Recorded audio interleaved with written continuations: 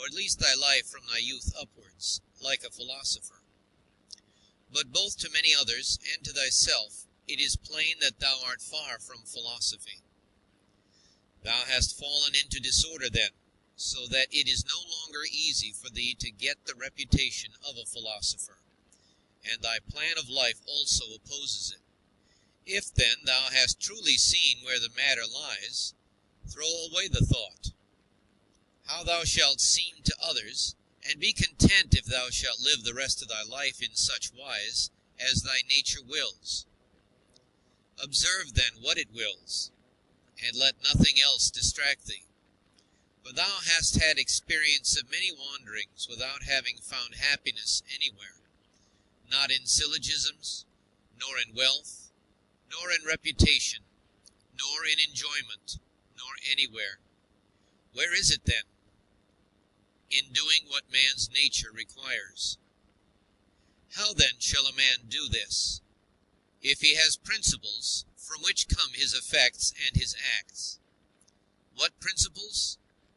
Those which relate to good and bad, the belief that there is nothing good for man which does not make him just, temperate, manly, free, and that there is nothing bad which does not do the contrary to what has been mentioned.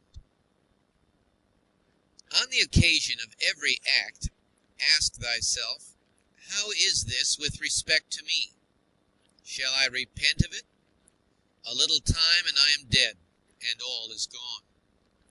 What more do I seek, if what I am doing now is the work of an intelligent living being, and a social being, and one who is under the same law with God?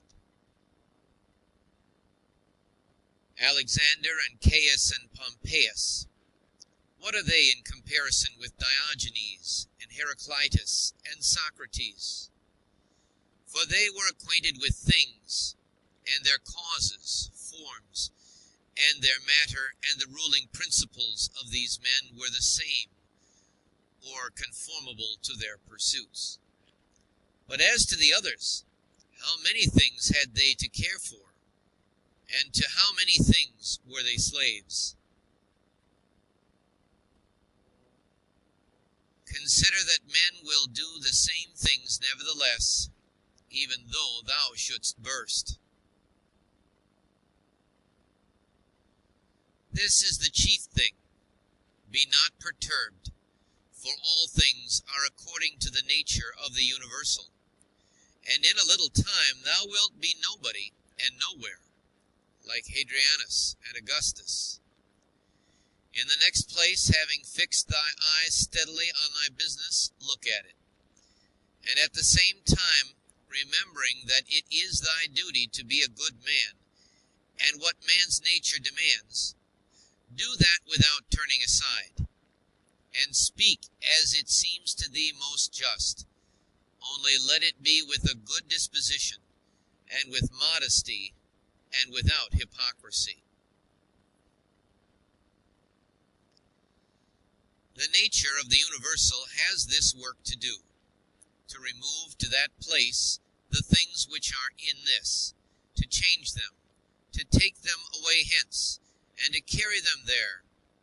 All things are change, yet we need not fear anything new.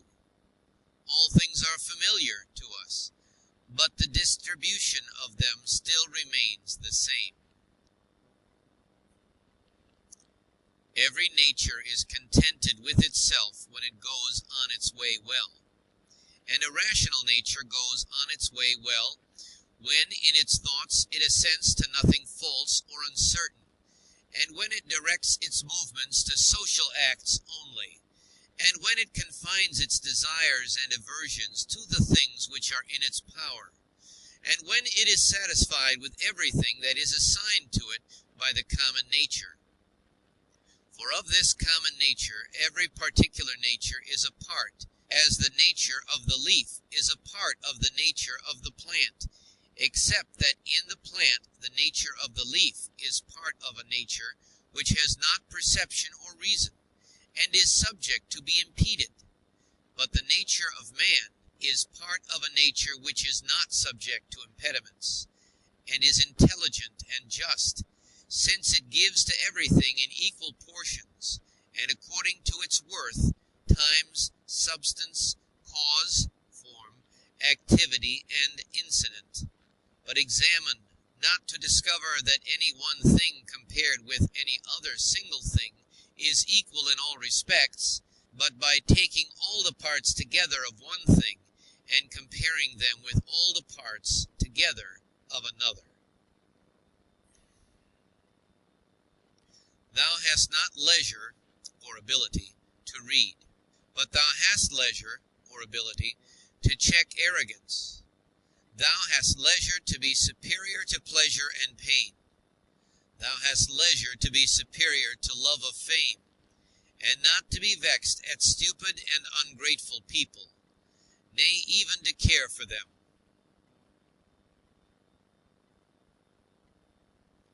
Let no man any longer hear thee finding fault with the court life or with thy own.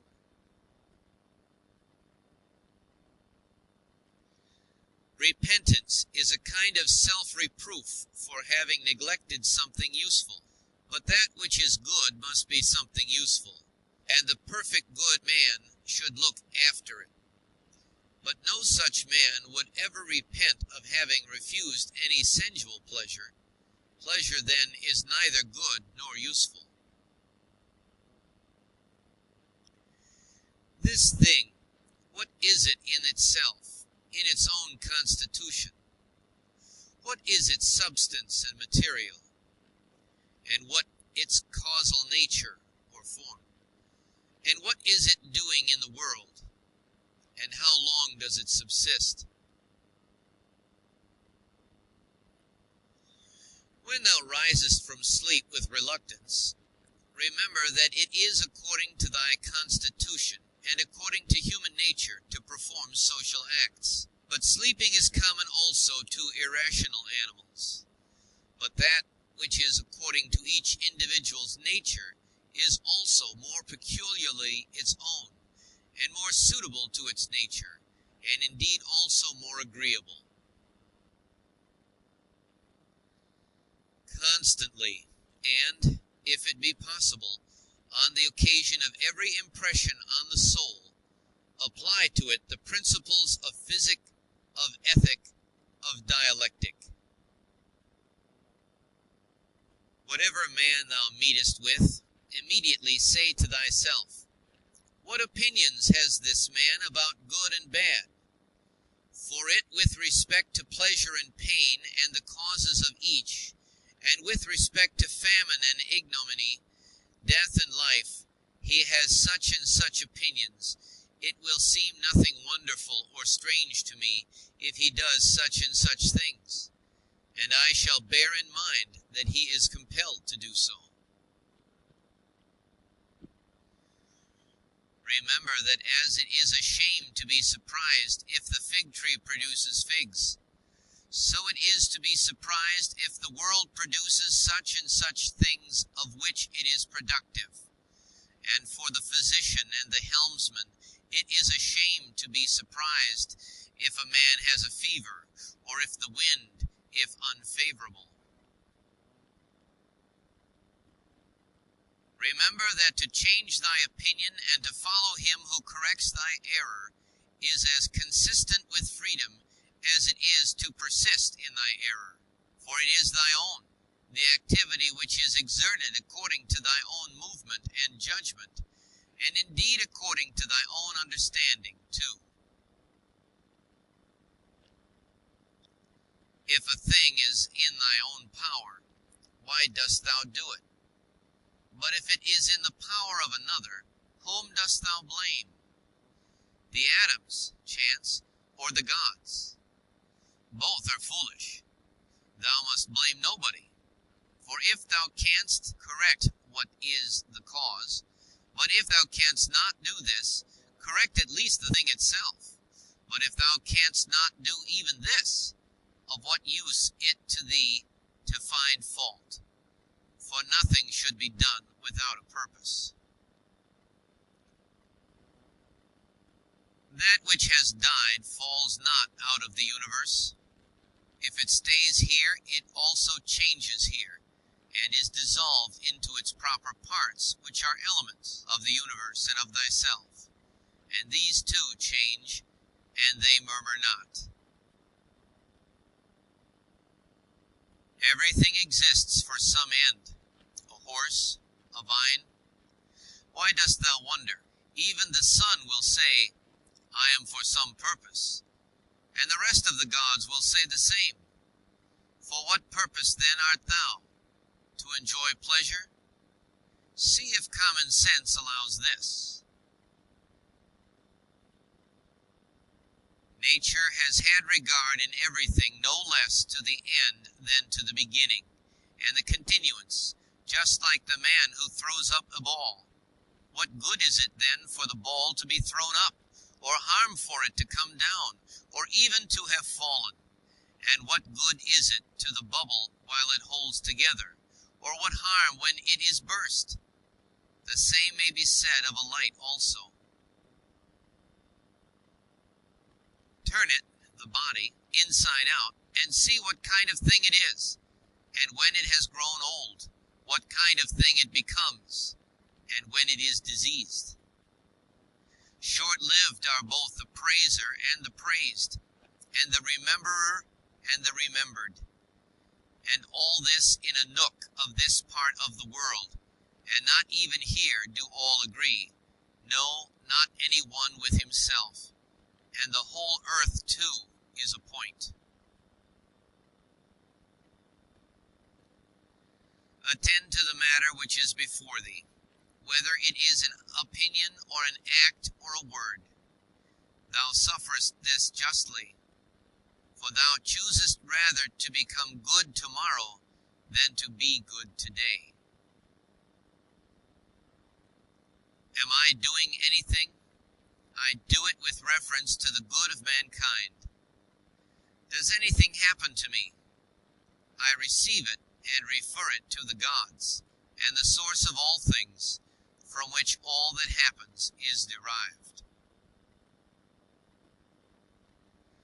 Such as bathing appears to thee, oil, sweat, dirt, filthy water, all things disgusting, so is every part of life and everything.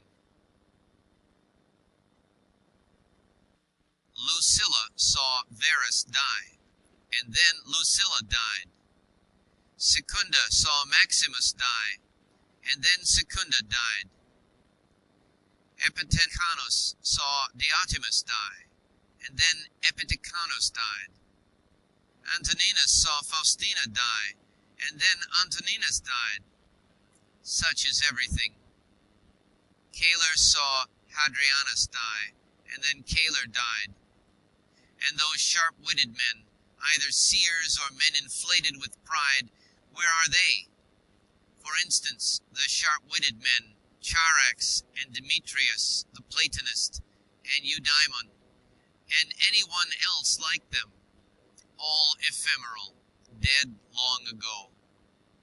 Some indeed have not been remembered even for a short time, and others have become the heroes of fables, and again others have disappeared even from fables. Remember this, then, that this little compound, thyself, must either be dissolved, or thy poor breath must be extinguished, or be removed and placed elsewhere. It is satisfaction to a man to do the proper works of a man. Now it is a proper work of a man to be benevolent to his own kind, to despise the movements of the senses, to form a just judgment of plausible appearances, and to take a survey of the nature of the universe and of the things which happen in it. There are three relations between thee and other things, the one to the body which surrounds thee, the other to the divine cause from which all things come to all, and the third to those who live with thee.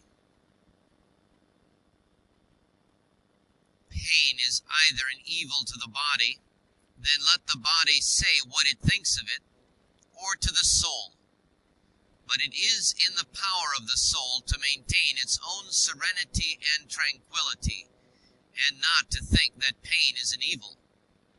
For every judgment and movement and desire and aversion is within, and no evil ascends so high. Wipe out thy imaginations by often saying to thyself, Now it is in my power to let no badness be in this soul, nor desire, nor any perturbation at all. But looking at all things, I see what is their nature, and I use each according to its value. Remember this power which thou hast from nature.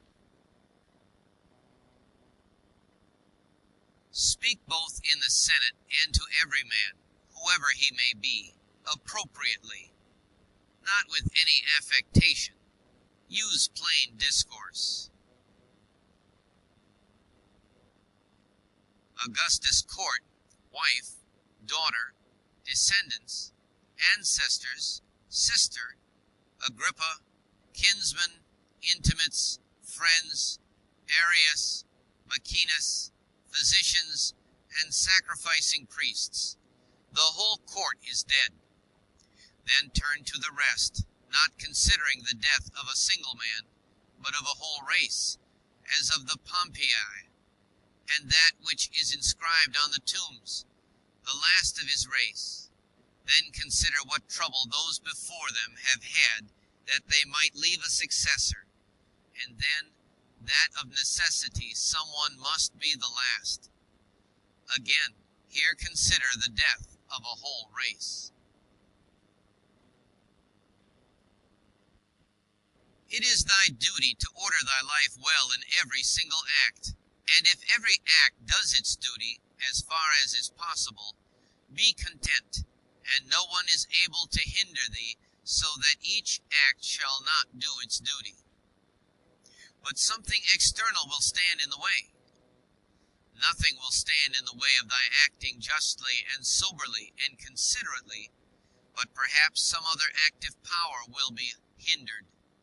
Well, but by acquiescing in the hindrance, and by being content to transfer thy efforts to that which is allowed, another opportunity of action is immediately put before thee in place of that which was hindered, and one will adapt itself to this ordering of which we are speaking.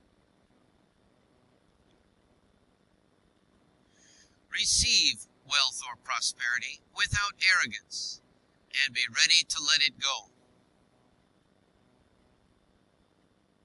If thou didst ever see a hand cut off, or a foot, or a head, lying anywhere apart from the rest of the body, which does a man make himself, as far as he can, who is not content with what happens, and separates himself from others, or does anything unsocial? Suppose that thou hast detached thyself from the natural unity, for thou wast made by nature apart, but now thou hast cut thyself off. Yet here there is this beautiful provision, that it is in thy power again to unite thyself. God has allowed this to no other part, after it has been separated and cut asunder, to come together again. But consider the kindness by which he has distinguished man, for he has put it in his power not to be separated at all from the universal, and when he has been separated, he has allowed him to return and to be united, and to resume his place as a part. As the nature of the universal has given to every rational being all the other powers that it has, so we have received from it this power also. For as the universal nature converts and fixes in its predestined place everything which stands in the way and opposes it, and makes such things a part of itself, so also the rational animal is able to make every hindrance its own material, and to use it for such purposes as it may have designed. Do not disturb thyself by thinking of the whole of thy life. Let not thy thoughts at once embrace all the various troubles which thou mayest expect to befall thee, but on every occasion ask thyself, What is there in this which is intolerable and past bearing? For thou wilt be ashamed to confess. In the next place, remember that neither the future nor the past pains thee, but only the present. But this is reduced to a very little, if thou only circumscribest it, and chidest thy mind, if it is unable to hold out against even this. Does Panthea or Pergamus now sit by the tomb of Verus? Does Chaurius or Diametus sit by the tomb of Hadrianus? That would be ridiculous. Well, suppose they did sit there. Would the dead be conscious of it? And if the dead were conscious, would they be pleased? And if they were pleased, would that make them immortal? Was it not in the order of destiny that these persons should first become old women and old men and then die? What then would those do after these were dead? All this is foul smell and blood in a bag. If thou canst see sharp, look and judge wisely, says the philosopher. In the constitution of the rational animal, I see no virtue which is opposed to justice, but I see a virtue which is opposed to love of pleasure, and that is temperance. If thou takest away thy opinion about that which appears to give thee pain, thou thyself standest in perfect security. Who is this self? The reason. But I am not reason. Be it so. Let then the reason itself not trouble itself. But if any other part of thee suffers, let it have its own opinion about itself. Hindrance to the perceptions of sense is an evil to the animal nature. Hindrance to the movements, desires, is equally an evil to the animal nature. And something else also is equally an impediment and evil to the constitution of plants. So then, that which is a hindrance to the intelligence is an evil to the intelligent nature. Apply all these things to thyself. Does pain or sensuous pleasure affect thee? The senses will look to that. Has any obstacle opposed thee in thy efforts toward an object? If indeed thou wast making this effort absolutely, unconditionally, or without any reservation, certainly this obstacle is an evil to thee, considered as a rational animal. But if thou takest into consideration the usual course of things, thou hast not yet been injured or even impeded. The things, however, which are proper to the understanding, no other man is used to impede. For neither fire, nor iron, nor tyrant, nor purse touches it in any way. When it has been made a sphere, it continues a sphere.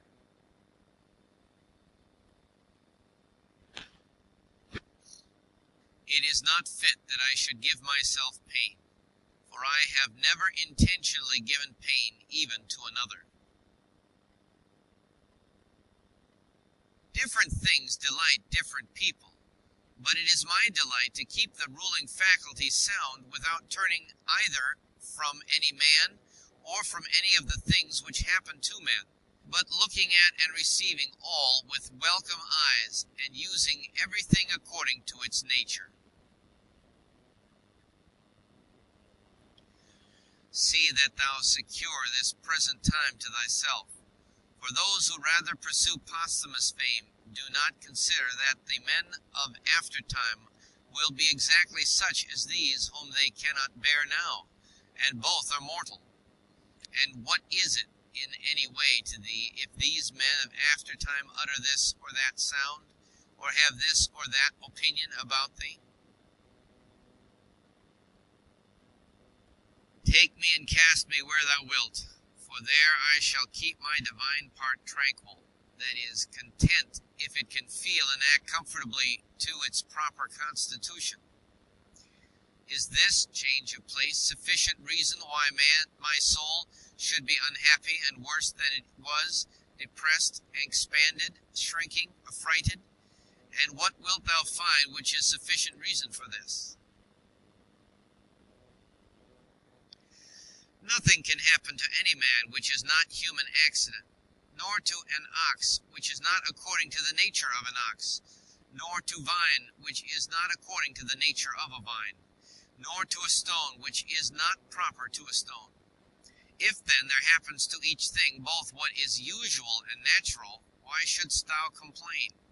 For the common nature brings nothing which may not be borne by thee. If thou art pained by any external thing, it is not this that disturbs thee, but by thy own judgment about it, and it is in thy power to wipe out this judgment now. But if anything in thy own disposition gives thee pain, who hinders thee from correcting thy opinion? And even if thou art pained because thou art not doing some particular thing which seems to thee to be right, why dost thou not rather act than complain? But some insuperable obstacle is in the way? Do not be grieved then, for the cause of its not being done depends not on thee. But it is not worth while to live, if this cannot be done.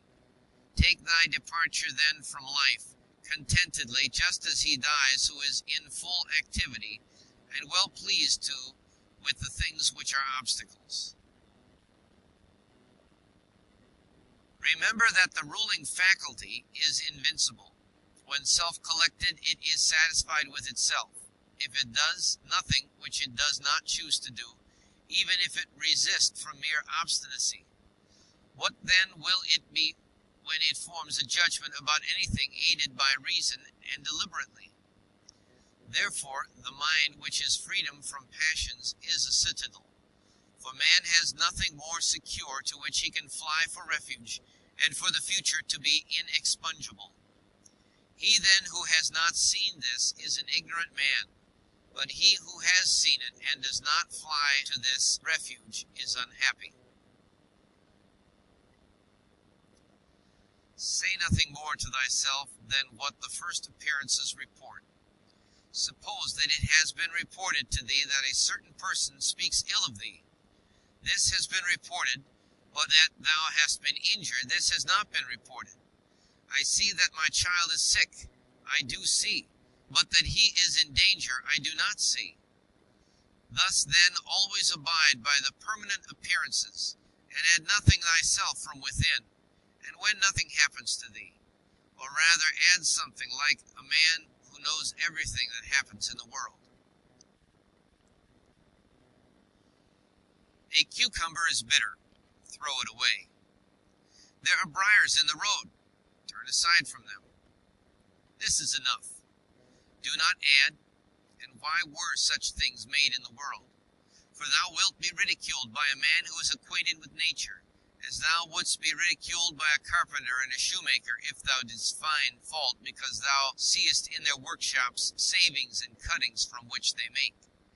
And yet they have places into which they can throw these shavings and cuttings, and the universal nature has no external space.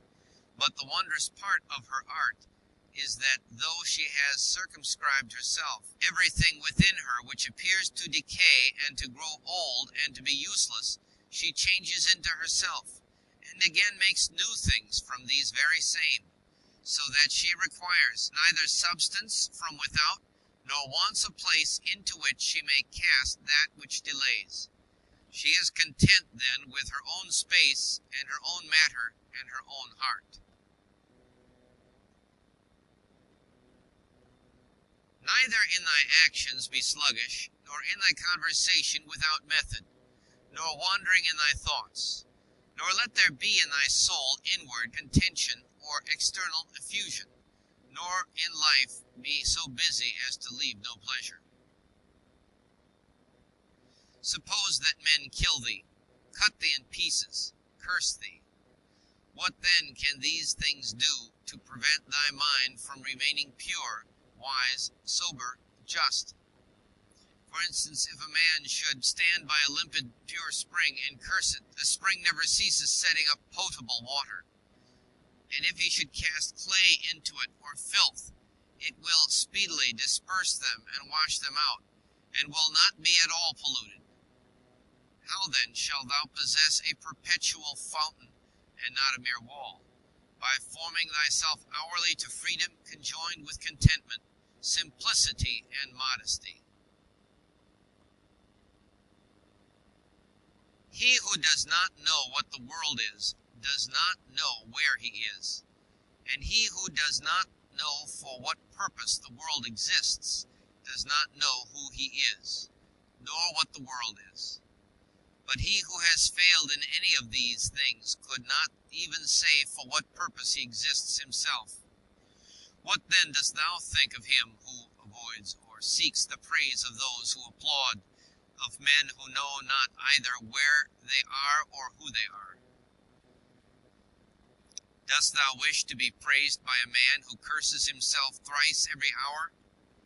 Wouldst thou wish to please a man who does not please himself? Does a man please himself who repents of nearly everything that he does?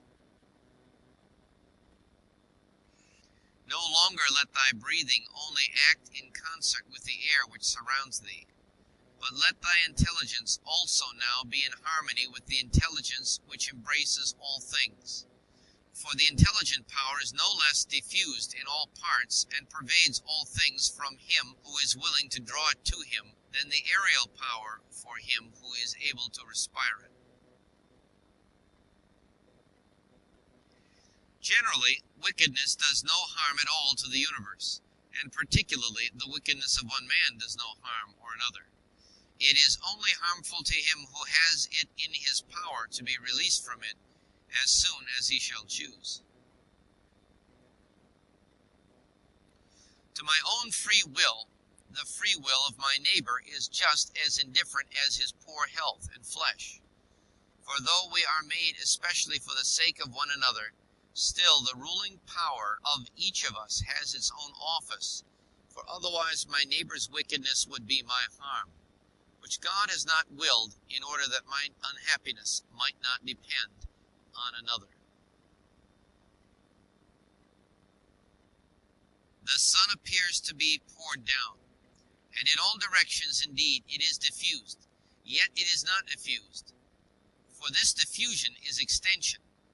Accordingly, its rays are called extensions, Greek, because they are extended, Greek. But one may judge what kind of a thing a ray is if he looks at the night's light passing through a narrow opening into a darkened room. For it is extended in a right line, and as it were is divided when it meets with any solid body which stands in the way and intercepts the air beyond. But there the light remains fixed and does not glide or fall. Such then ought to be the outpouring and affection of the understanding, and it should in no way be an effusion, but an extension, and it should make no violent or impetuous collision with the obstacles which are in its way, nor yet fall down, but be fixed and enlighten that which receives it. For a body will deprive itself of the illumination if it does not admit it. He who fears death either fears the loss of sensation or a different kind of sensation.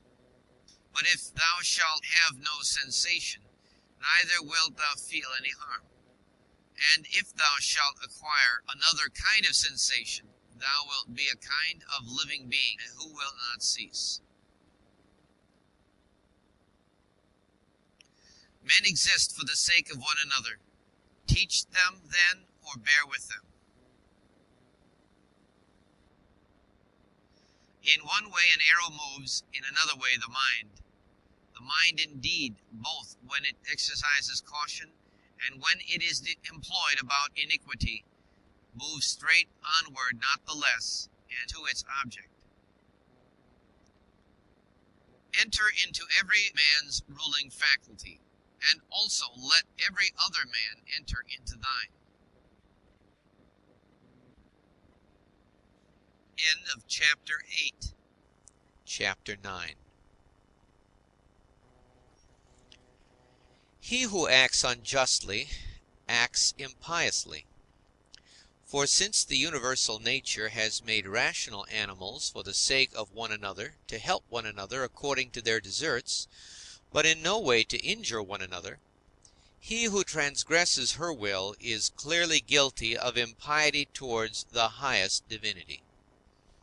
And he too who lies is guilty of impiety to the same divinity. For the universal nature is the nature of things that are, and things that are have a relation to all things that come into existence. And further, this universal nature is named truth, and is the prime cause of all things that are true. He then who lies intentionally is guilty of impiety, inasmuch as he acts unjustly by deceiving. And he who also lies unintentionally, inasmuch as he is at variance with the universal nature, and inasmuch as he disturbs the order by fighting against the nature of the world, for he fights against it who is moved of himself to that which is contrary to truth, for he had received powers from nature through the neglect of which he is not able now to distinguish falsehood from truth. And indeed, he who pursues pleasure as good and avoids pain as evil is guilty of impiety. For of necessity such a man must often find fault with the universal nature, alleging that it assigns things to the bad and the good contrary to their deserts, because frequently the bad are in the enjoyment of pleasure, and possess the things which procure pleasure, but the good have pain for their share, and the things which cause pain. And further, he who is afraid of pain will sometimes also be afraid of some things which will happen in the world, and even this is impiety. And he who pursues pleasure will not abstain from injustice, and this is plainly impiety. Now with respect to the things toward which the universal nature is equally affected, for it would not have made both unless it was equally affected towards both, towards these they who wish to follow nature should be of the same mind with it, and equally affected. With respect to pain then and pleasure, or death and life, or honor and dishonor, which the universal nature employs equally, whoever is not equally affected is manifestly acting impiously. And I say that the universal nature employs them equally, instead of saying that they happen alike to those who are produced in continuous series, and to those who come after them by virtue of a certain original movement of Providence, according to which it moved from a certain being to this ordering of things, having conceived certain principles of the things which were to be, and having determined powers productive of beings and of changes, and of such like successions. It would be a man's happiest lot to depart from mankind without having had any taste of lying and hypocrisy and luxury and pride. However, to breathe out one's life when a man has had enough of these things is the next best voyage, as the saying is. Hast thou determined to abide with vice, and has not experience yet induced thee to fly from this pestilence? For the destruction of the understanding is a pestilence, much more indeed than any such corruption and change of this atmosphere which surrounds us. For this corruption is a pestilence of animals, so far as they are animals, but the other is a pestilence of men, so far as they are men. Do not despise death, but be well content with it, since this too is one of those things which nature wills. For such as it is to be young and to grow old, and to increase and to reach maturity, and to have teeth and beard and gray hairs, and to beget and be pregnant, and to bring forth, and all the other natural operations which the seasons of thy life bring, such also is dissolution. This then is consistent with the character of a reflecting man, to be neither careless nor impatient, nor contemptuous with respect to death, but to wait for it as one of the operations of nature. As thou now waitest for the time when the child shall come out of thy wife's womb, so be ready for the time when thy soul shall fall out of this envelope. But if thou requirest also a vulgar kind of comfort which shall reach thy heart, thou wilt be made best reconciled to death by observing the objects from which thou art going to be removed, and the morals of those with whom thy soul will no longer be mingled. For it is no way right to be offended with men, but it is thy duty to care for them and to bear with them gently, and yet to remember that thy departure will be not from men who have the same principles as thyself. For this is the only thing, if there be any, which could draw us the contrary way and attach us to life, to be permitted to live with those who have the same principles as ourselves. But now thou seest how great is the trouble arising from the discordance of those who live together, so that thou mayest say, Come quick, O death, lest perchance I too should forget myself. He who does wrong against himself. He who acts unjustly to himself, because he makes himself bad. He often acts unjustly who does not do a certain thing, not only he who does a certain thing.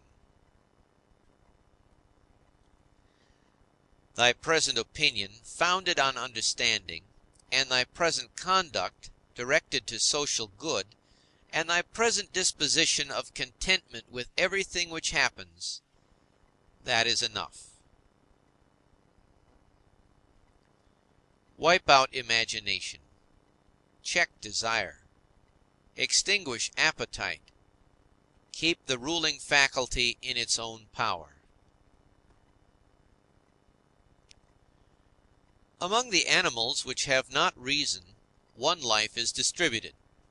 But among reasonable animals, one intelligent soul is distributed, just as there is one earth of all things which are of an earthly nature, and we see by one light and breathe one air, all of us that have the faculty of vision, and all that have life.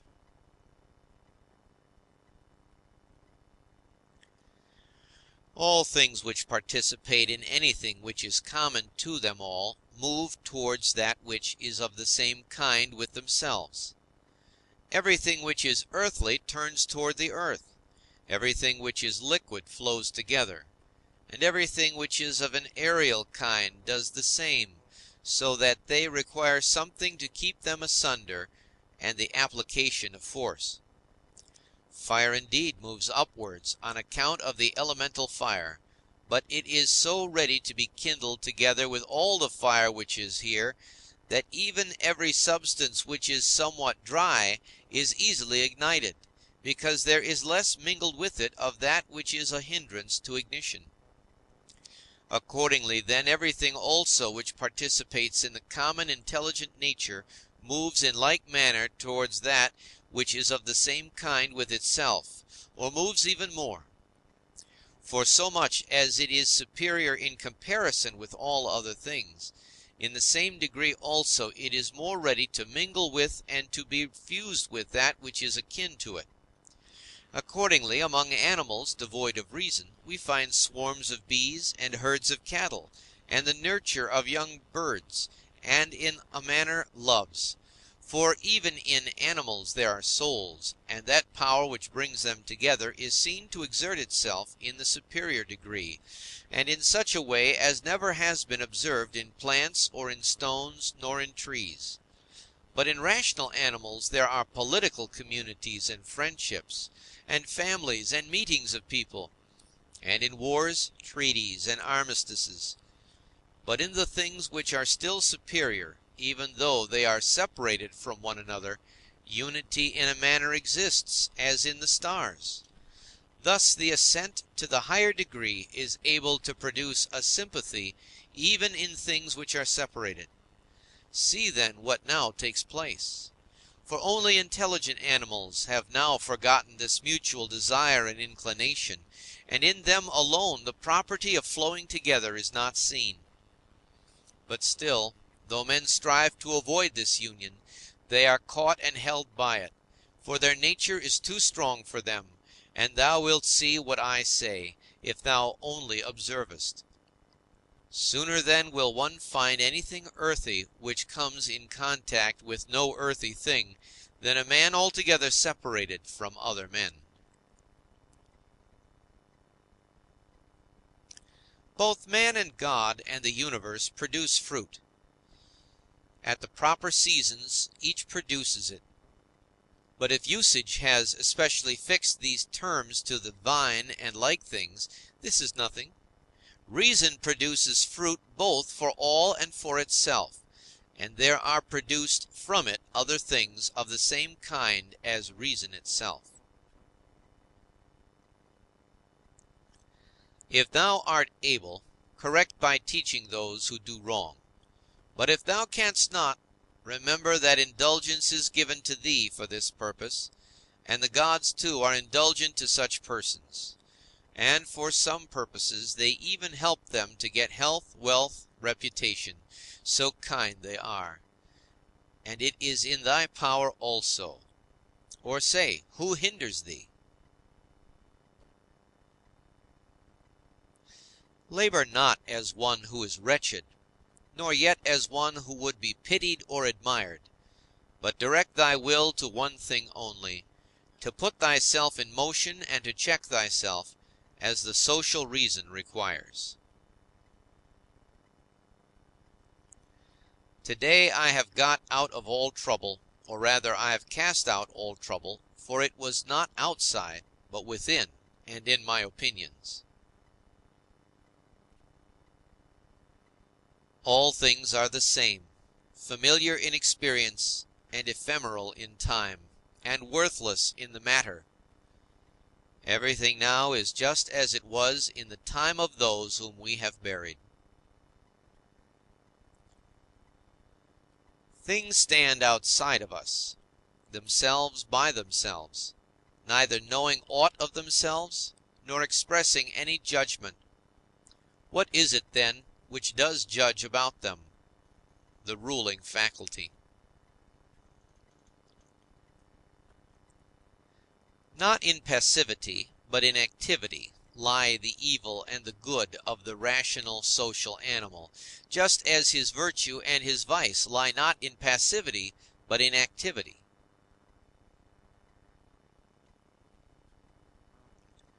For the stone which has been thrown up, it is no evil to come down, nor indeed any good to have been carried up. Penetrate inwards into men's leading principles, and thou wilt see what judges thou art afraid of, and what kind of judges they are of themselves. All things are changing, and thou thyself art in continuous mutation, and in a manner in continuous destruction, and the whole universe too. It is thy duty to leave another man's wrongful act there where it is. Termination of activity, cessation from movement and opinion, and in a sense their death, is no evil. Turn thy thoughts now to the consideration of thy life as a child, as a youth, thy manhood, thy old age. For in these also every change was a death. Is anything to fear? Turn thy thoughts now to thy life under thy grandfather, then to thy life under thy mother, then to thy life under thy father. As thou findest many other differences and changes and terminations, ask thyself, is this anything to fear?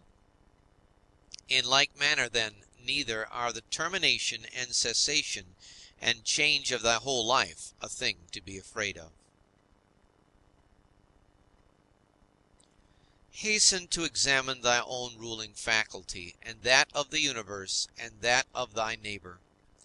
Thy own, that thou mayest make it just, and that of the universe, that thou mayest remember of what thou art a part, and that of thy neighbor, that thou mayest know whether he has acted ignorantly or with knowledge, and that thou mayest also consider that his ruling faculty is akin to thine.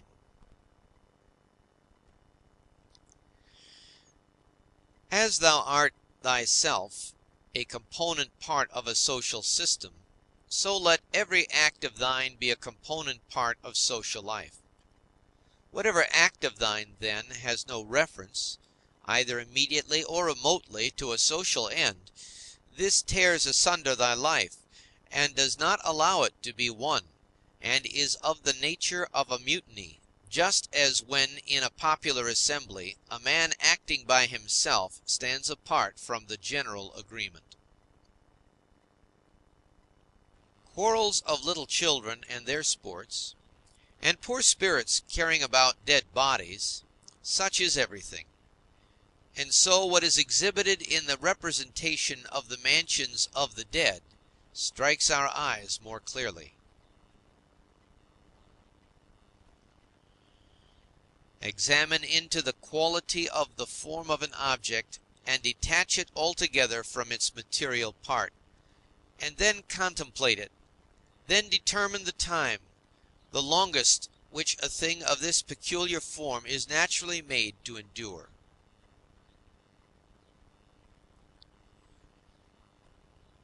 Thou hast endured infinite troubles through not being contented with thy ruling faculty, when it does the things which it is constituted by nature to do.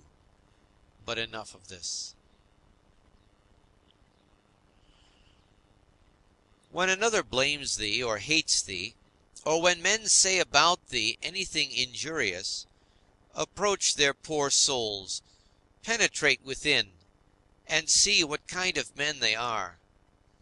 Thou wilt discover that there is no reason to take any trouble that these men may have this or that opinion about thee. However, thou must be well disposed towards them, for by nature they are friends. And the gods too aid them in all ways, by dreams, by signs, toward the attainment of those things on which they set a value.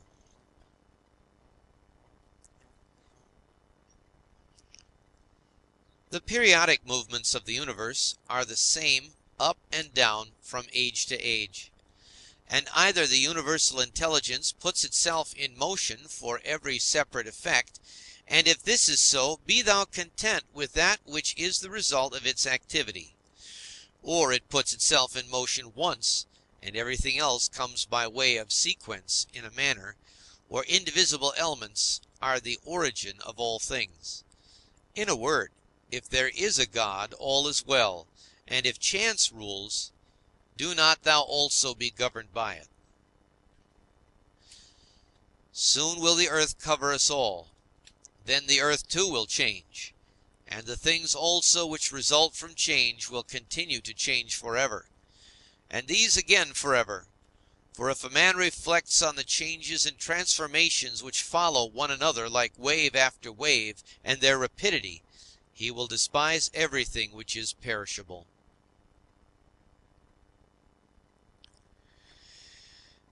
The universal cause is like a winter torrent.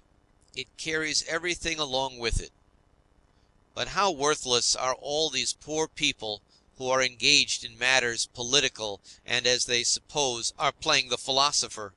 All are drivellers. Well, then, man, do what nature now requires. Set thyself in motion, if it is in thy power, and do not look about thee to see if anyone will observe it, nor yet expect Plato's Republic. But be content if the smallest thing goes on well, and consider such an event to be no small matter. For who can change men's opinions? And without a change of opinions, what else is there than the slavery of men who groan while they pretend to obey? Come now and tell me of Alexander and Philippus and Demetrius and Phalerum. They themselves shall judge whether they discovered what the common nature required, and train themselves accordingly. But if they acted like tragedy heroes, no one has condemned me to imitate them. Simple and modest is the work of philosophy. Draw me not aside to insolence and pride. Look down from above on the countless herds of men and their countless solemnities, and the infinity varied voyagings into storms and calms, and the differences among those who are born, who live together and die. And consider, too, the life lived by others in olden time, and the life of those who will live after thee, and the life now lived among barbarous nations, and how many know not even thy name, and how many will soon forget it, and how they who perhaps now are praising thee will very soon blame thee, and that neither a posthumous name is of any value, nor reputation, nor anything else.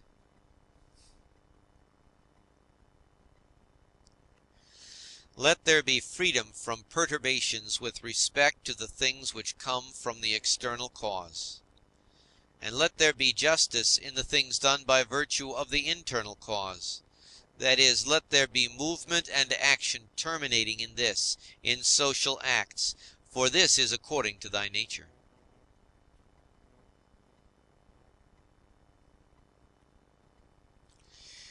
Thou canst remove out of the way many useless things among those which disturb thee, for they lie entirely in thy opinion, and thou wilt then gain for thyself ample space by comprehending the whole universe in thy mind, and by contemplating the eternity of time, and observing the rapid change of every several thing, how short is the time from birth to dissolution, and the illimitable time before birth, as well as the equally boundless time after dissolution. All that thou seest will quickly perish, and those who have been spectators of its dissolution will very soon perish too, and he who dies at the extremest old age will be brought into the same condition with him who died prematurely. What are these men's leading principles, and about what kind of things are they busy, and for what kind of reasons do they love and honor? Imagine that thou seest their poor souls laid bare, when they think that they do harm by their blame or good by their praise. What an idea! Loss is nothing else than change. But the universal nature delights in change, and in obedience to her all things are now done well, and from eternity have been done in like form, and will be done to such time without end. What then dost thou say? That all things have been, and all things always will be bad, and that no power has ever been found in so many gods to rectify these things, but the world has been condemned to be bound in never-ceasing evil? The rottenness of the matter which is the foundation of everything, water, dust, bones, filth, or again marble rocks, the callosities of the earth, and gold and silver and sediments and garments, only bits of hair and purple dye, blood and everything else is of the same kind, and that which is of the nature of breath is also another thing of the same kind, changing from this to that. Enough of this wretched life, and murmurings, and apish tricks. Why art thou disturbed? What is there new in this? What unsettles thee? Is it the form of the thing? Look at it. Or is it the matter? Look at it. But besides these there is nothing. Toward the gods, then, now become at last more simple and better, it is the same whether we examine these things for 100 years or 3. If any man has done wrong, the harm is his own. But perhaps he has not done wrong.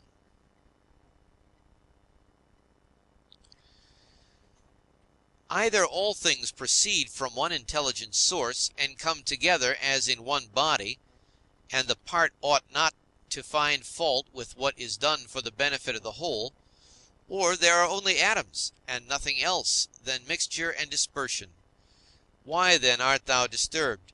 Say to the ruling faculty, art thou dead? Art thou corrupted? Art thou playing the hypocrite? Art thou become a beast? Dost thou herd and feed with the rest?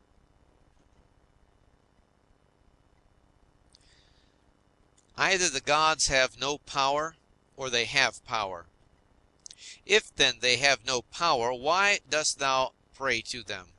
But if they have power, why dost thou not pray for them to give thee the faculty of not fearing any of the things which thou fearest, or of not desiring any of the things which thou desirest, or not being pained at anything, rather than pray that any of these things should not happen or happen? For certainly if they can cooperate with men, they can cooperate for these purposes. But perhaps thou wilt say, the gods have placed them in thy power. Well then, is it not better to use what is in thy power like a free man than to desire in a slavish and abject way what is not in thy power? And who has told thee that the gods do not aid us even in the things which are in our power? Begin then to pray for such things, and thou wilt see. One man prays thus: how shall I be able to lie with that woman? Do thou praise thus: how shall I not desire to lie with her? Another prays thus: how shall I be released from this? Another prays: how shall I not desire to be released? Another thus: how shall I not lose my little son? Thou thus: how shall I not be afraid to lose him? In turn thy prayers this way, and see what comes. Epicurus says, in my sickness my conversation was not about my bodily sufferings, nor, says he, did I talk on such subjects to those who visited me, but I continued to discourse on the nature of things as before, keeping to this main point, how the mind, while participating in such movements as go on in the poor flesh, shall be free from perturbations and maintain its proper good. Nor did I, he says, give the physicians an opportunity of putting on solemn looks, as if they were doing something great, but my life went on well and happily. Do then the same that he did, both in sickness, if thou art sick, and in any other circumstances. For never to desert philosophy in any events that may befall us, nor to hold trifling talk either with an ignorant man or with one unacquainted with nature, is a principle of all schools of philosophy, but to be intent only on that which thou art now doing, and on the instrument by which thou dost it.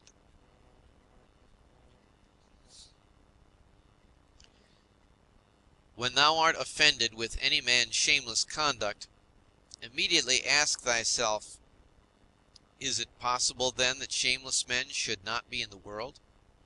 It is not possible. Do then require what is impossible, for this man also is one of those shameless men who must of necessity be in the world.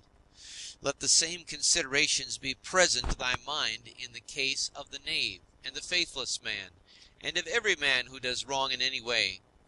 For at the same time that thou dost remind thyself that it is impossible that such kind of men should not exist, thou wilt become more kindly disposed toward every one individually. It is useful to perceive this too, immediately when the occasion arises, that virtue nature has given to man to oppose to every wrongful act. For she has given to man, as an antidote against the stupid man, mildness, and against another kind of man some other power.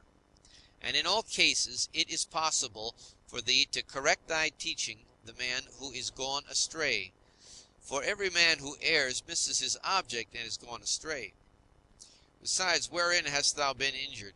For thou wilt find that no one among those against whom thou art irritated has done anything by which thy mind could be made worse. But that which is evil to thee and harmful has its foundation only in the mind. And what harm is done, or what is there strange, if the man who has not been instructed does the acts of an uninstructed man? Consider whether thou shouldest not rather blame thyself, because thou didst not expect such a man to err in such a way. For thou hast means given thee by thy reason to suppose that it was likely that he would commit this error, and yet thou hast forgotten and art amazed that he has erred. But most of all, when thou blamest him as a father or ungrateful, turn thyself, for the fault is manifestly thy own. Whether thou didst trust that a man who had such a disposition would keep his promise, or when conferring thy kindness thou didst not confer it absolutely, nor yet in such a way as to have received from thy very act all the profit. For what more dost thou want when thou hast done a man a service? Art thou not content that thou hast done something comfortable to thy nature, and dost thou seek to be paid for it? Just as if the eye demanded a recompense for seeing, or the feet for walking. For as these members are formed for a particular purpose, and by working according to their several constitutions obtain what is their own, so also as man is formed by nature to acts of benevolence, when he has done anything benevolent, or in any other way conducive to the common interest, he has acted conformably to his constitution, and he gets what is his own.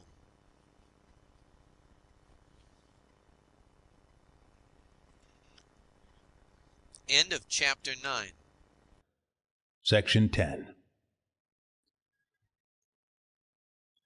Wilt thou then, my soul, never be good and simple and one and naked, more manifest than the body which surrounds thee?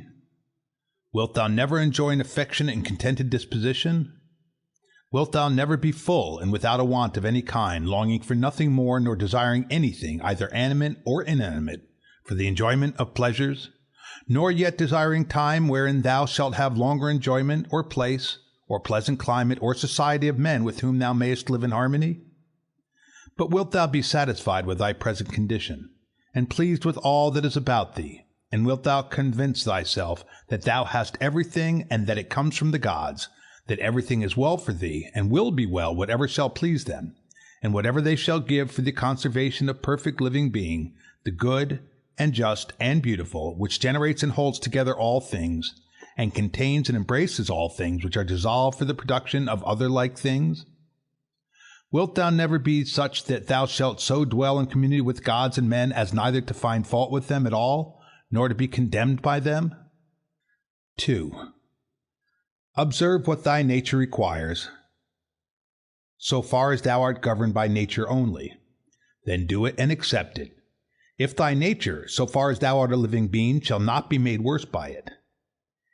And next thou must observe what thy nature requires, so far as thou art a living being. And all this thou mayest allow thyself, if thy nature, so far as thou art a rational animal, shall not be made worse by it.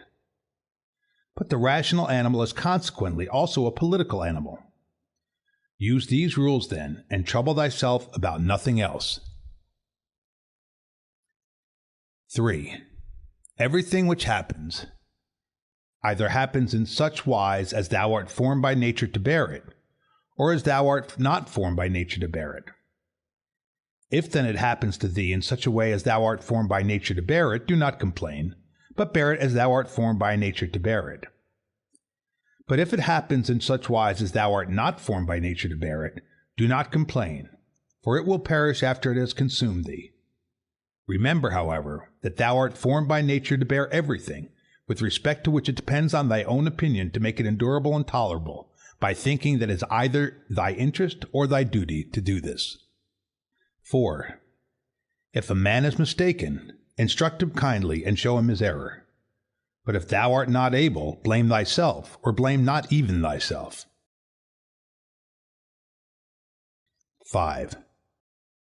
Whatever may happen to thee, it was prepared for thee from all eternity, and the implication of causes was from eternity spinning the thread of thy being, and of that which is incident to it. 6. Whether the universe is a concourse of atoms, or nature is a system, let this first be established, that I am part of the whole which is governed by nature. Next, I am in a manner intimately related to the parts which are of the same kind with myself.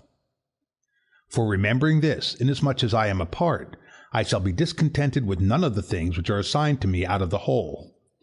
For nothing is injurious to the part, if it is for the advantage of the whole. For the whole contains nothing which is not for its advantage. And all natures indeed have this common principle, but the nature of the universe has this principle besides, that it cannot be compelled even by any external cause to generate anything harmful to itself. By remembering, then, that I am part of such a whole, I shall be content with everything that happens. And inasmuch as I am in a manner intimately related to the parts which are of the same kind with myself, I shall do nothing unsocial, but I shall rather direct myself to the things which are of the same kind with myself, and I shall turn all my efforts to the common interest, and divert them from the contrary. Now, if these things are done so, life must flow on happily, just as thou mayest observe that the life of a citizen is happy, who continues a course of action which is advantageous to his fellow citizens, and is content with whatever the state may assign to him. 7. The parts of the whole, everything I mean, which is naturally comprehended in the universe, must of necessity perish. But let this be understood in this sense, that they must undergo change. But if this is naturally both an evil and a necessity for the parts, the whole would not continue to exist in a good condition, the parts being subject to change and constituted so as to perish in various ways. For whether did nature herself design to do evil to the things which are parts of herself, and to make them subject to evil and of necessity fall into evil, or have such results happened without her knowing it? Both these suppositions indeed are incredible. But if a man should ever drop the term nature as an efficient power, and should speak of these things as natural, even then it would be ridiculous to affirm at the same time that the parts of the whole are in their nature subject to change, and at the same time to be surprised or vexed as if something were happening contrary to nature, particularly as the dissolution of things into those things of which each thing is composed. For there is either a dispersion of the elements out of which everything has been compounded, or a change from the solid to the earthy, and from the airy to the aerial, so that these parts are taken back into the universal reason, whether this at certain periods is consumed by fire or renewed by eternal changes. And do not imagine that the solid and the airy part belong to thee from time of generation. For all this received its accretion only yesterday, and the day before, as one may say, from the food and the air which is inspired. This, then, which have received the accretion, changes not that which thy mother brought forth. But suppose that this, which thy mother brought forth, implicates thee very much with the other part, which has the peculiar quality of change. This is nothing, in fact, in the way of objection to what is said. 8. When thou hast assumed those names, good, modest, true, rational, a man of equanimity and magnanimous, take care thou dost not change these names, and if thou should lose them, quickly return to them. And remember that the term rational was intended to signify a discriminating attention to every several thing and freedom from negligence, and that equanimity is the voluntary acceptance of the things which are assigned to thee by the common nature, and that magnanimity is the elevation of the intelligent part above the pleasurable or painful sensations of the flesh, and above that poor thing called fame, and death, and all such things. If, then, thou maintainest thyself in the possession of these names, without desiring to be called by these names by others, thou wilt be another person and wilt enter on to another life. For to continue to be such as thou hast hitherto been, and to be torn in pieces and defiled in such a life, is the character of a very stupid man, and one over-fond of his life, and like those half-devoured fighters with wild beasts, who, though covered with wounds and gore, still entreat to be kept to the following day, though they will be exposed in the same state to the same claws and bites. Therefore, fix thyself in the possession of these few names, and if thou art able to abide in them, abide as if thou wast removed to certain islands of the happy. But if thou shalt perceive that thou fallest out of them and dost not maintain thy hold, go courageously into some nook where thou shalt maintain them, or even depart at once from life, not in passion, but with simplicity and freedom and modesty, after doing this one laudable thing at least in thy life, to have gone out of it thus. In order, however, to the remembrance of these names, it will greatly help thee if thou rememberest the gods, and that they wish not to be flattered, but wish all reasonable beings to be made like themselves. And if thou rememberest that which does the work of a fig tree is a fig tree, and that which does the work of a dog is a dog, and that which does the work of a bee is a bee, and that which does the work of man is a man. 9. Mimi, war, astonishment, torpor, slavery will daily wipe out those holy principles of thine. How many things without studying nature dost thou imagine, and how many dost thou neglect? But it is thy duty so to look on and so to do everything, that at the same time the power of dealing with circumstances is perfect, and the contemplative faculty is exercised, and the confidence which comes from the knowledge of each several thing is maintained without showing it, by yet not concealed. For when wilt thou enjoy simplicity? When gravity, and when the knowledge of every several thing, both what is in substance and what place it has in the universe, and how long it is formed to exist, and of what things it is compounded, and to whom it can belong, and who are able both to give it and take it away? 10. A spider is proud when it has caught a fly, and another when he has caught a poor hare, and another when he has taken the little fish in a net, and another when he has taken wild boars, and another when he has taken bears, and another when he has taken sarmatians. Are not these robbers, if thou examinest their opinions? 11. Acquire the contemplative way of seeing how all things change into one another, and constantly attend to it, and exercise thyself about this part of philosophy. For nothing is so much adapted to produce magnanimity. Such a man has put off the body, and he sees that he must, no one knows how soon, go away from among men and leave everything here. He gives himself up entirely to just doing in all his actions, and in everything else that happens he resigns himself to the universal nature. But as to what any man shall say or think about him or do against him, he never even thinks of it, being himself contented with these two things, with acting justly in what he now does, and being satisfied with what is now assigned to him. And he lays aside all distracting and busy pursuits, and desires nothing else than to accomplish the straight course through the law, and by accomplishing the straight course to follow God. 12. What need is there of suspicious fear, since it is thy power to inquire what ought to be done? And if thou seest clear, go by this way content, without turning back. But if thou dost not see clear, stop and take the best advisers. But if any other things oppose thee, go on according to thy powers with due consideration, keeping to that which appears to be just. For it is best to reach this object, and if thou dost fail, let thy failure be in attempting this.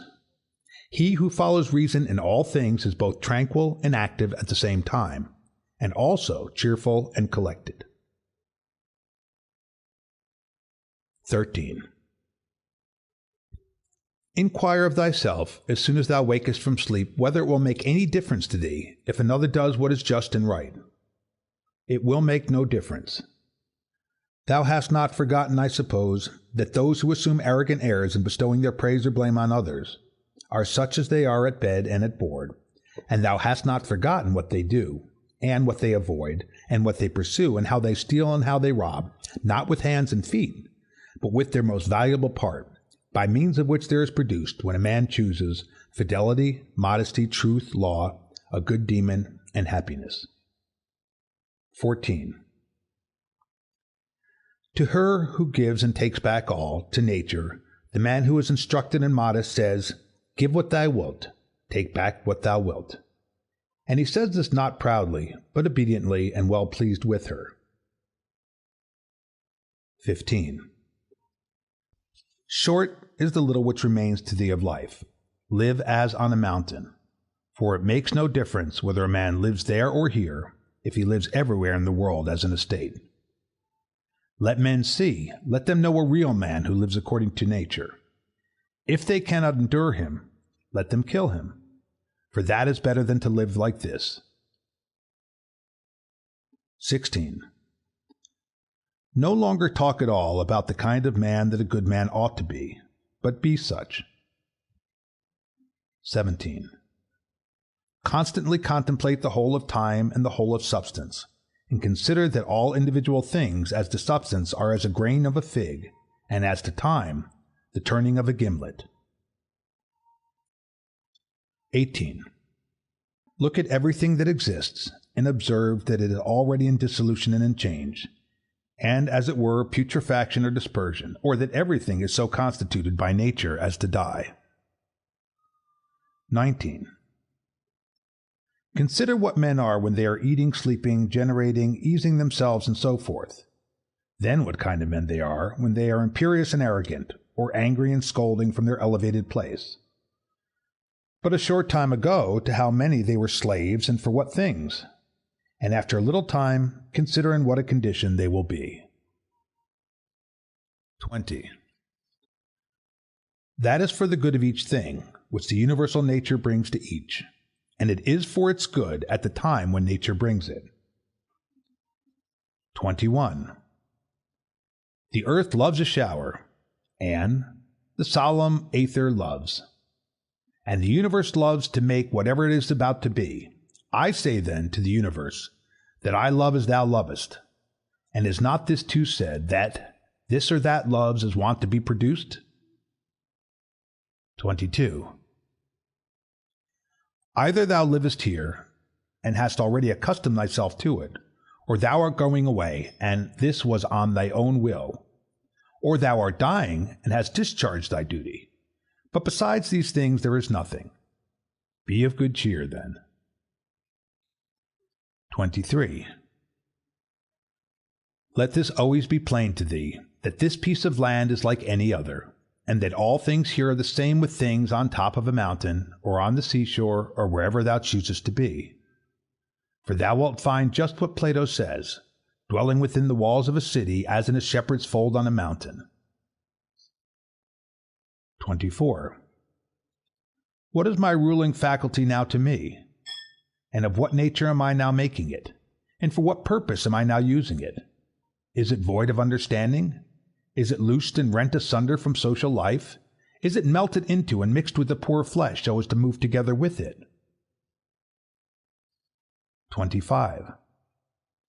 He who flies from his master is a runaway, but the law is master, and he who breaks the law is a runaway.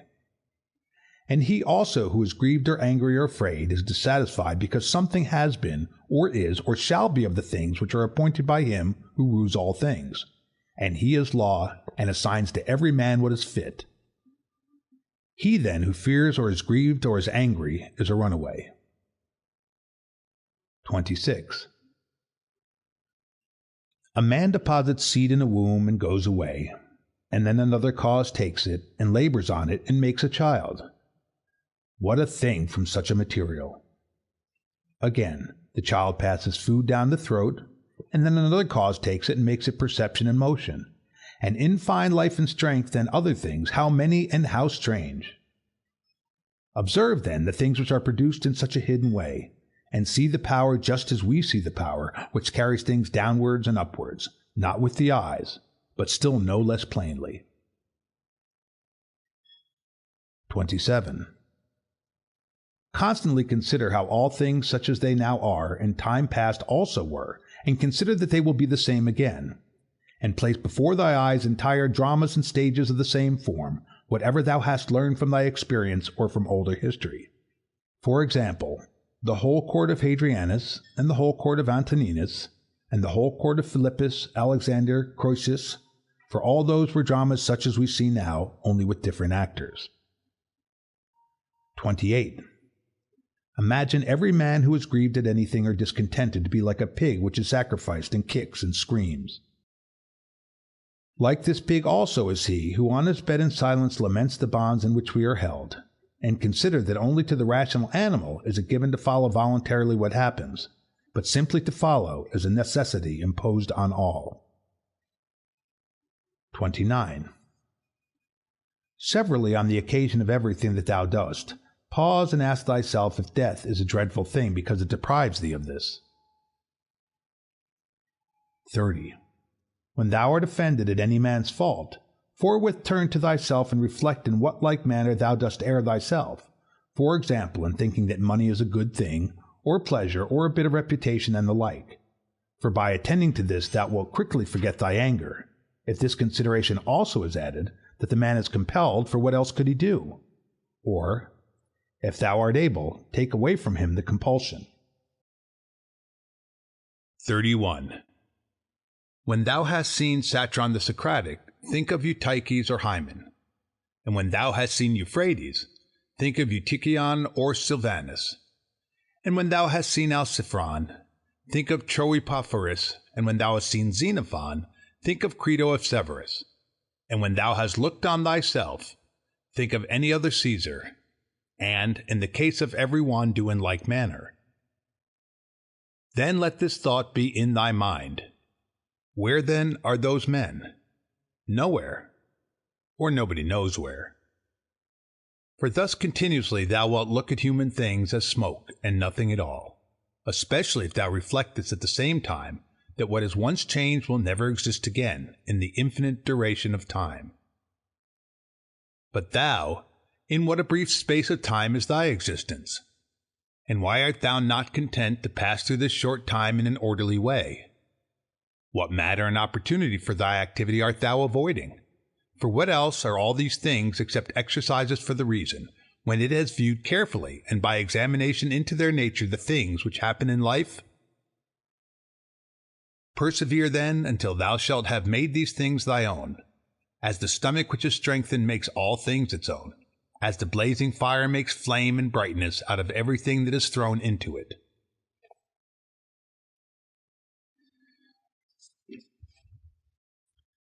(32) Let it not be in any man's power to say truly of thee that thou art not simple, or that thou art not good. But let him be a liar whoever shall think anything of this kind about thee, and this is altogether in thy power. For who is he that shall hinder thee from being good and simple? Do thou only determine to live no longer, unless thou shalt be such? For neither does reason allow thee to live, if thou art not such. 33.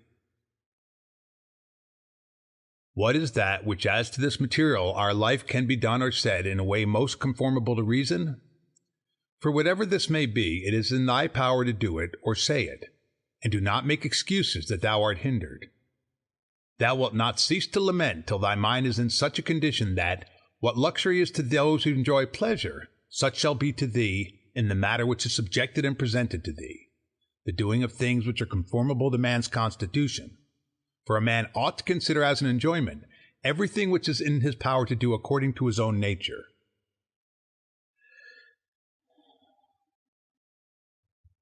And it is in his power everywhere. Now, it is not given to a cylinder to move everywhere by its own motion, nor yet water, nor to fire, nor to anything else which is governed by nature of an irrational soul. For the things which check them and stand in the way are many. But intelligence and reason are able to go through everything that opposes them, and in such manner as they are formed by nature and as they choose.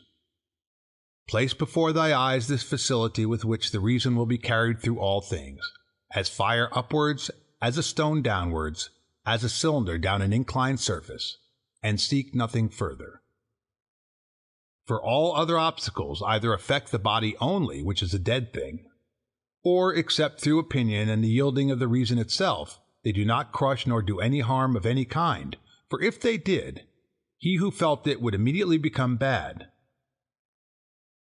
Now in the case of all things which have a certain constitution, whatever harm may happen to any of them, that which is so affected becomes consequently worse. But in the like case, a man becomes both better, if one may say so, and more worthy of praise by making a right use of these accidents. And finally, remember that nothing harms him who is really a citizen, which does not harm the state, nor yet does anything harm the state which does not harm law, and of these things which are called misfortunes, not one harms law. What then does not harm law does not harm either state or citizen. 34. To him who is penetrated by true principles, even the briefest precept is sufficient, and any common precept, to remind him that he should be free from grief and fair. For example, leaves, some the wind scatters on the ground. So is the race of men. Leaves also are thy children, and leaves too are they who cry out as if they were worthy of credit and bestow their praise, or on the contrary curse, or secretly blame and sneer. And leaves in like manner are those who shall receive and transmit a man's fame to aftertimes. For all such things as these, quote, are produced in the season of spring, end quote, as the poet says. But the wind casts them down, then the forest produces other leaves in their places. But a brief existence is common to all things, and yet thou avoidest and pursuest all things as if they would be eternal. A little time and thou shalt close thy eyes, and him who has attended thee to thy grave another soon will lament. 35. The healthy eye ought to see all visible things and not to say, I wish for green things, for this is the condition of a diseased eye. And the healthy hearing and smelling ought to be ready to perceive all that can be heard and smelled.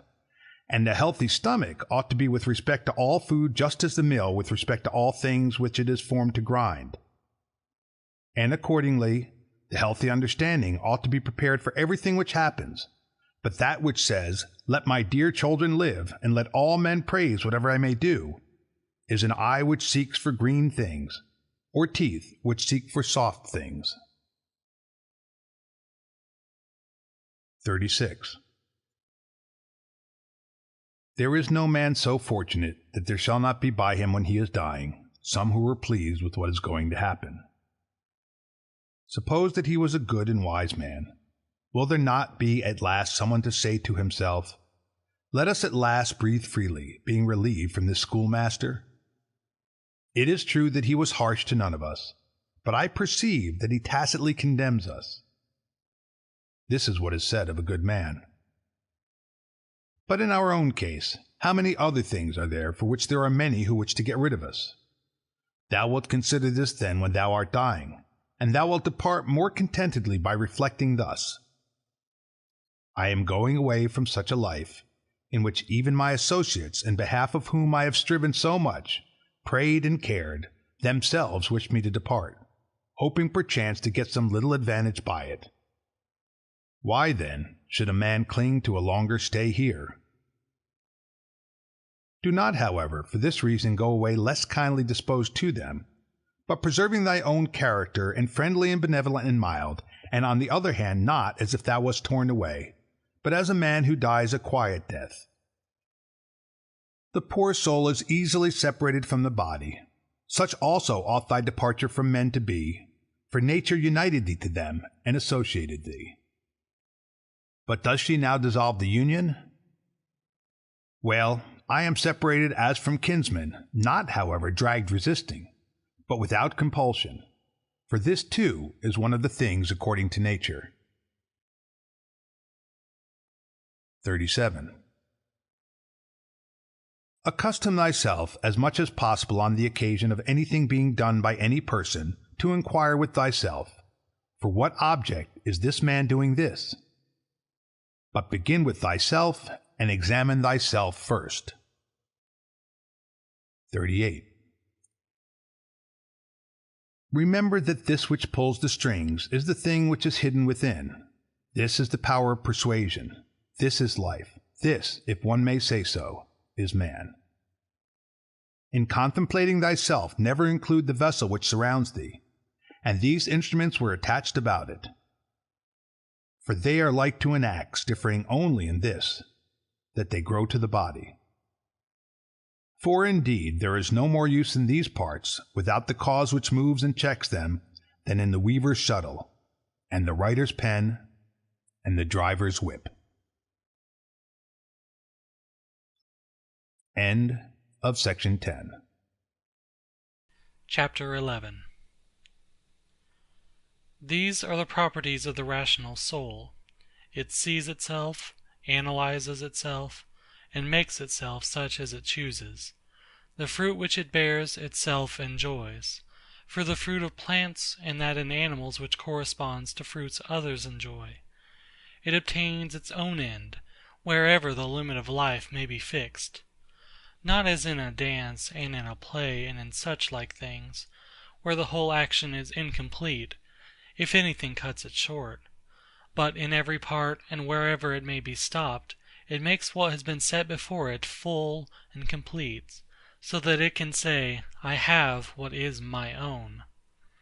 And further, it traverses the whole universe, and the surrounding vacuum, and surveys its form, and it extends itself into the infinity of time, and embraces and comprehends the periodical renovation of all things. And it comprehends that those who come after us will see nothing new, nor have those before us seen anything more.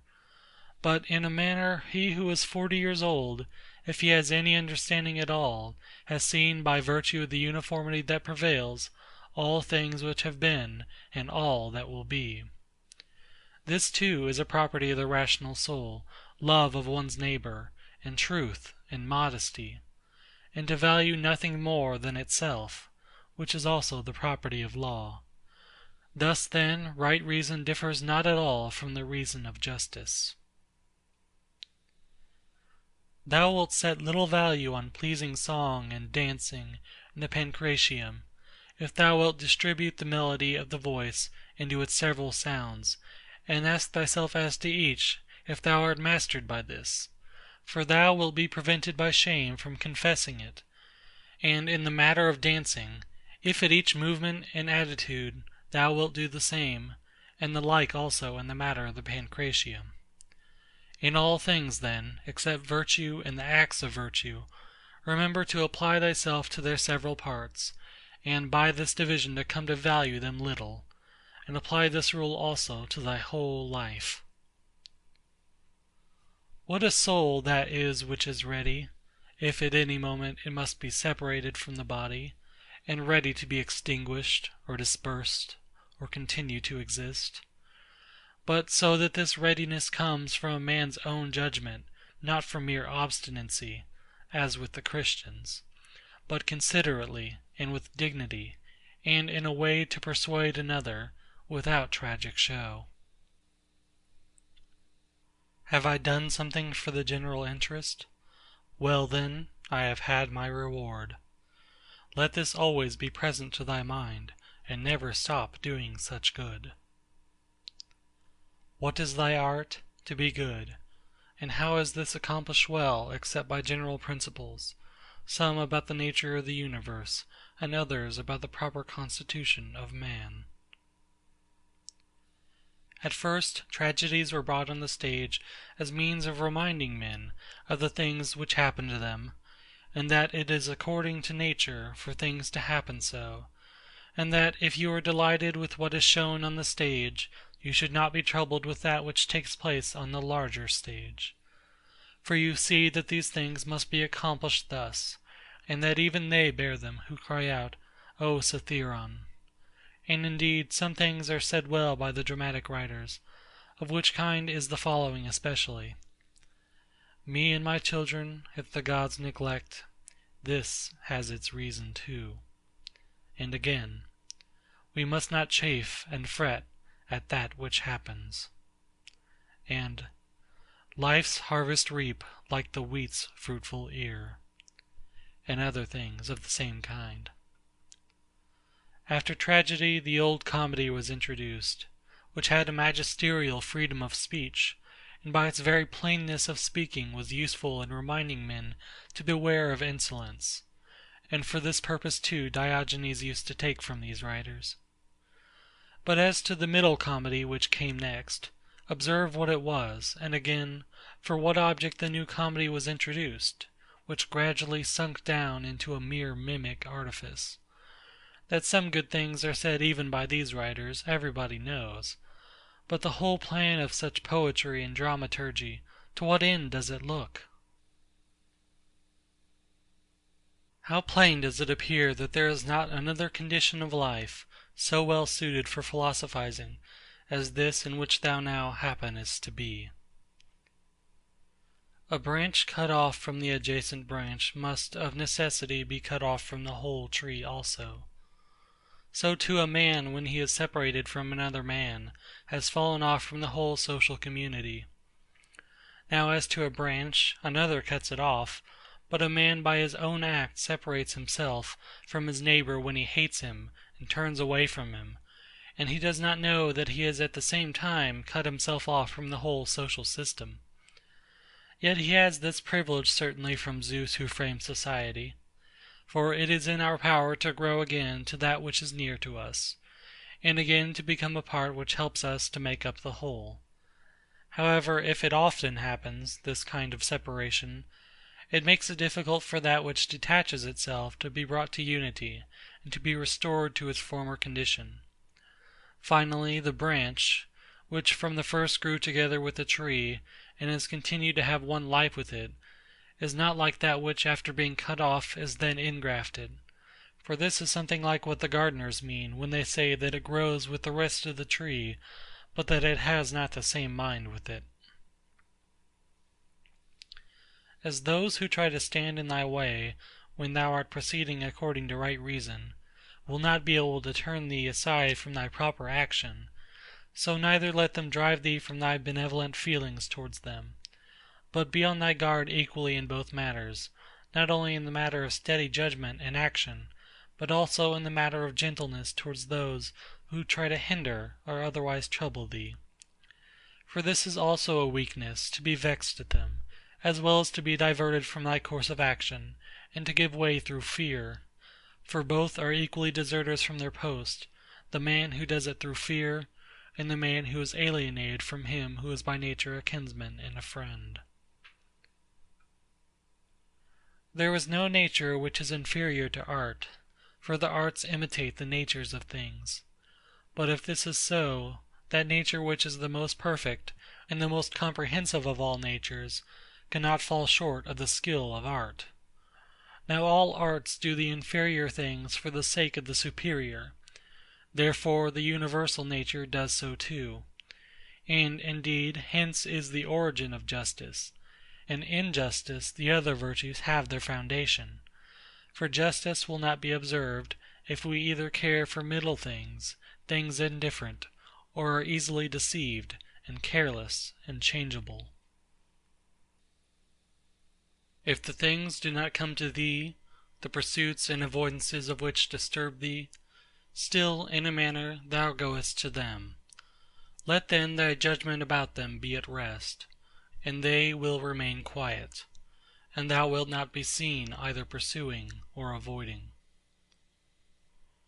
The spherical form of the soul maintains its figure, when it is neither extended toward any object, nor contracted inwards, nor dispersed, nor sinks down, but is illuminated by light, by which it sees the truth of all things, and the truth that is in itself. Suppose any man shall despise me. Let him look to that himself. But I will look to this, that I be not discovered doing or saying anything deserving of contempt. Shall any man hate me? Let him look to it. But I will be mild and benevolent towards every man, and ready to show even him his mistake, not reproachfully, nor yet as making a display of my endurance, but nobly and honestly, like the great Phocion, unless indeed he only assumed it. For the interior parts ought to be such, and a man ought to be seen by the gods neither dissatisfied with anything, nor complaining. For what evil is it to thee, if thou art now doing what is agreeable to thy own nature, and art satisfied with that which at this moment is suitable to the nature of the universe, since thou art a human being placed at thy post, in order that what is for the common advantage may be done in some way.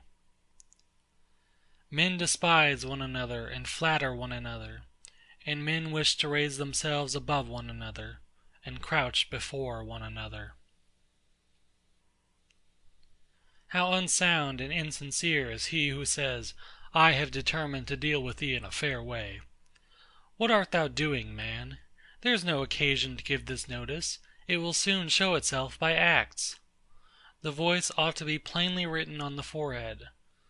Such as a man's character is, he immediately shows it in his eyes, just as he who is beloved forthwith reads everything in the eyes of lovers. The man who is honest and good ought to be exactly like a man who smells strong, so that the bystander, as soon as he comes near him, must smell whether he choose or not. But the affectation of simplicity is like a crooked stick. Nothing is more disgraceful than a wolfish friendship. Avoid this most of all. The good and simple and benevolent show all these things in the eyes, and there is no mistaking. As to living in the best way, this power is in the soul, if it be indifferent to things which are indifferent. And it will be indifferent, if it looks on each of these things separately and altogether, and if it remembers that not one of them produces in us an opinion about itself, nor comes to us, but these things remain immovable, and it is we ourselves who produce the judgments about them, and, as we may say, write them in ourselves, it being in our power not to write them, and it being in our power, if perchance these judgments have imperceptibly got admission to our minds, to wipe them out. And if we remember also that such attention will only be for a short time, and then life will be at an end. Besides, what trouble is there at all in doing this? For if these things are according to nature, rejoice in them, and they will be easy to thee. But if contrary to nature, seek what is conformable to thy own nature, and strive towards this, even if it bring no reputation. For every man is allowed to seek his own good. Consider whence each thing is come, and of what it consists, and into what it changes, and what kind of a thing it will be when it is changed, and that it will sustain no harm. If any have offended against thee, consider first, what is my relation to men, and that we are made for one another, and in another respect I was made to be set over them, as a ram over the flock, or a bull over the herd. But examine the matter from first principles, from this: if all things are not mere atoms, it is nature which orders all things. If this is so, the inferior things exist for the sake of the superior, and these for the sake of one another. Second, consider what kind of men they are at table, in bed, and so forth, and particularly, under what compulsions in respect of opinions they are, and as to their acts, consider with what pride they do what they do. Third, that if men do rightly what they do, we ought not to be displeased; but if they do not right, it is plain that they do so involuntarily, and in ignorance. For as every soul is unwillingly deprived of the truth, so also it is unwillingly deprived of the power of behaving to each man according to his deserts. Accordingly, men are pained when they are called unjust, ungrateful, and greedy, and in a word wrongdoers to their neighbors. Fourth, consider that thou also doest many things wrong, and that thou art a man like others. And even if thou dost abstain from certain faults, still thou hast the disposition to commit them, though either through cowardice, or concern about reputation, or some such mean motive, thou dost abstain from such faults. Fifth, consider that thou dost not even understand whether men are doing wrong or not, for many things are done with a certain reference to circumstances. And in short, a man must learn a great deal to enable him to pass a correct judgment on another man's acts. Sixth, consider when thou art much vexed or grieved, that man's life is only a moment, and after a short time we are all laid out dead. Seventh, that it is not men's acts which disturb us, for those acts have their foundation in men's ruling principles, but it is our own opinions which disturb us. Take away these opinions, then, and resolve to dismiss thy judgment about an act as if it were something grievous, and thy anger is gone. How then shall I take away these opinions? By reflecting that no wrongful act of another brings shame on thee. For unless that which is shameful is alone bad, thou also must of necessity do many things wrong, and become a robber at everything else. 8th, consider how much more pain is brought on us by the anger and vexation caused by such acts than by the acts themselves at which we are angry and vexed. 9th, consider that a good disposition is invincible, if it be genuine, and not an affected smile and acting a part. For what will the most violent man do to thee, if thou continuest to be of a kind disposition towards him, and if, as opportunity offers, thou gently admonishest him, and calmly correctest his errors at the very time when he is trying to do thee harm, saying, "Not so, my child. We are constituted by nature for something else. I shall certainly not be injured, but thou art injuring thyself, my child."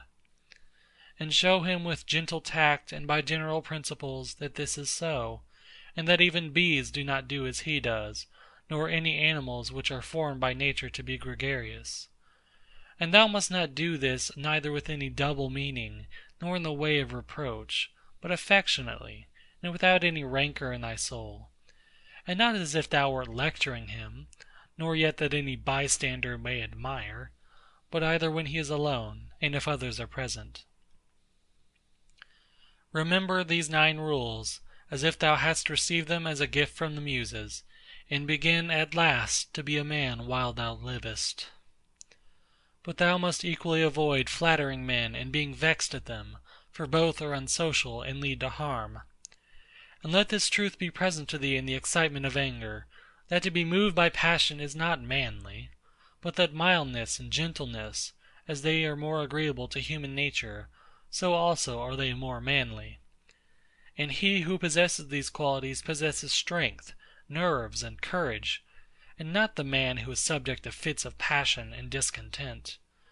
For in the same degree in which a man's mind is nearer to freedom from all passion, in the same degree also is it nearer to strength.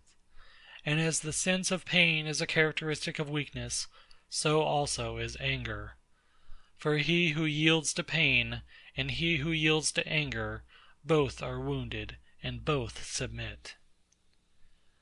But if thou wilt, receive also a 10th present from the leader of the Muses, Apollo, and it is this, that to expect bad men not to do wrong is madness, for he who expects this desires an impossibility.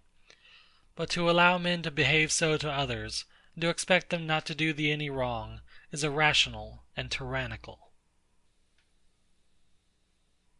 There are 4 principal aberrations of the superior faculty, against which thou shouldst be constantly on thy guard, and when thou hast detected them, thou shouldst wipe them out, and say on each occasion thus: "This thought is not necessary.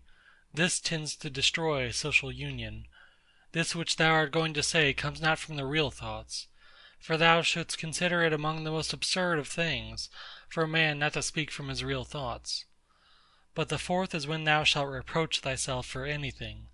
For this is an evidence of the diviner part within thee being overpowered, and yielding to the less honourable, and to the perishable part, the body, and to its gross pleasures. Thy aerial part and all the fiery parts which are mingled in thee, though by nature they have an upward tendency, still in obedience to the disposition of the universe they are overpowered here in the compound mass, the body. And also the whole of the earthy part in thee and the watery, though their tendency is downwards, still are raised up and occupy a position which is not their natural one. In this manner then the elemental parts obey the universal, for when they have been fixed in any place perforce they remain there until again the universal shall sound the signal for dissolution. Is it not then strange that thy intelligent part only should be disobedient and discontented with its own place? And yet no force is imposed on it, but only those things which are conformable to its nature. Still it does not submit, but is carried in the opposite direction. For the movement toward injustice and intemperance, and to anger and grief and fear, is nothing else than the act of one who deviates from nature.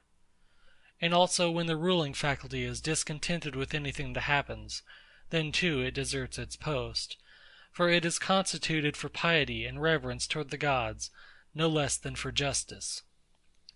For these qualities also are comprehended under the generic term of contentment with the constitution of things, and indeed they are prior to acts of justice. He who has not one and always the same object in life cannot be one and the same all through his life. But what I have said is not enough, unless this also is added, what this object ought to be. For as there is not the same opinion about all the things which in some way or other are considered by the majority to be good, but only about some certain things, that is, things which concern the common interest, so also we ought to propose to ourselves an object which shall be of a common kind, social and political. For he who directs all his own efforts to this object will make all his acts alike, and thus will always be the same. Think of the country mouse, and of the town mouse, and of the alarm and trepidation of the town mouse. Socrates used to call the opinions of the many by the name of lamii, bugbears to frighten children.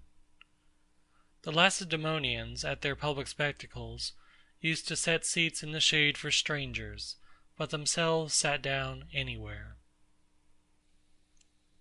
Socrates excused himself to Perdiccas for not going to him, saying, "It is because I would not perish by the worst of all ends, that is, I would not receive a favor and then be unable to return it." In the writings of the Ephesians there was this precept, constantly to think of someone of the men of former times who practiced virtue.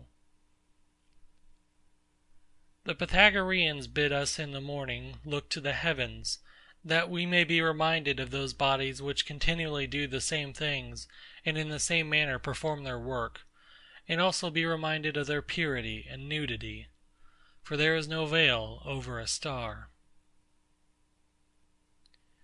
Consider what a man Socrates was when he dressed himself in a skin, after Xanthippe had taken his cloak and gone out, and what Socrates said to his friends who were ashamed of him, and drew back from him when they saw him dressed thus. Neither in writing nor in reading wilt thou be able to lay down rules for others, before thou shalt have learned to obey rules thyself. Much more is this so in life. A slave thou art, free speech is not for thee. And my heart laughed within. Odyssey 9:4-13. And virtue they will curse, speaking harsh words. Hesiod, Works and Days 184. To look for the fig in winter is a madman's act. Such is he who looks for his child when it is no longer allowed. Epictetus 3:24-87. When a man kisses his child, said Epictetus, he should whisper to himself, "Tomorrow perchance thou wilt die." But those are words of bad omen. No word is a word of bad omen, said Epictetus, which expresses any work of nature; or, if it is so, it is also a word of bad omen to speak of the ears of corn being reaped. Epictetus 3:24-88. The unripe grape, the ripe bunch, the dried grape, all are changes, not into nothing, but into something which exists not yet. Epictetus 3:24. No man can rob us of our free will. Epictetus 3:22-105. Epictetus also said, a man must discover an art, or rules, with respect to giving his assent, and in respect to his movements he must be careful that they be made with regard to circumstances, that they be consistent with social interests, that they have regard to the value of the object, and as to sensual desire, he should altogether keep away from it, and as to avoidance, he should not show it with respect to any of the things which are not in our power. The dispute then, he said, is not about any common matter, but about being mad or not. Socrates used to say, what do you want, souls of rational men or irrational? Souls of rational men. Of what rational men? Sound or unsound? Sound. Why then do you not seek for them? Because we have them. Why then do you fight and quarrel?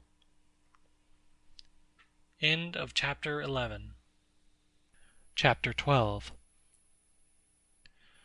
All those things at which thou wishest to arrive by a circuitous road, thou canst have now, if thou dost not refuse them to thyself. And this means, if thou wilt, take no notice of all the past, and trust the future to Providence, and direct the present only conformably to piety and justice. Conformably to piety, that thou mayest be content with the lot which is assigned to thee, for nature designed it for thee, and thee for it. Conformably to justice, that thou mayest always speak the truth freely and without disguise, and do the things which are agreeable to law and according to the worth of each. And let neither another man's wickedness hinder thee, nor opinion, nor voice, nor yet the sensations of the poor flesh which has grown about thee, for the passive part will look to this. If then, whatever the time may be when thou shalt be near to thy departure, neglecting everything else, thou shalt respect only thy ruling faculty, and the divinity within thee. And if thou shalt be afraid, not because thou must sometimes cease to live, but if thou shalt fear never to have begun to live according to nature, then thou wilt be a man worthy of the universe which has produced thee, and thou wilt cease to be a stranger in thy native land, and to wonder at things which happen daily as if they were something unexpected, and to be dependent on this or that. God sees the minds of all men bared of the material vesture and rind and impurities. For with his intellectual part alone, he touches the intelligence only which has flowed and been derived from himself into these bodies. And if thou also usest thyself to do this, thou wilt rid thyself of thy much trouble. For he who regards not the poor flesh which envelops him, surely will not trouble himself by looking after raiment and dwelling and fame and such like externals and show. The things are three of which thou art composed: a little body, a little breath, intelligence. Of these the first two are thine so far as it is thy duty to take care of them. But the third alone is properly thine.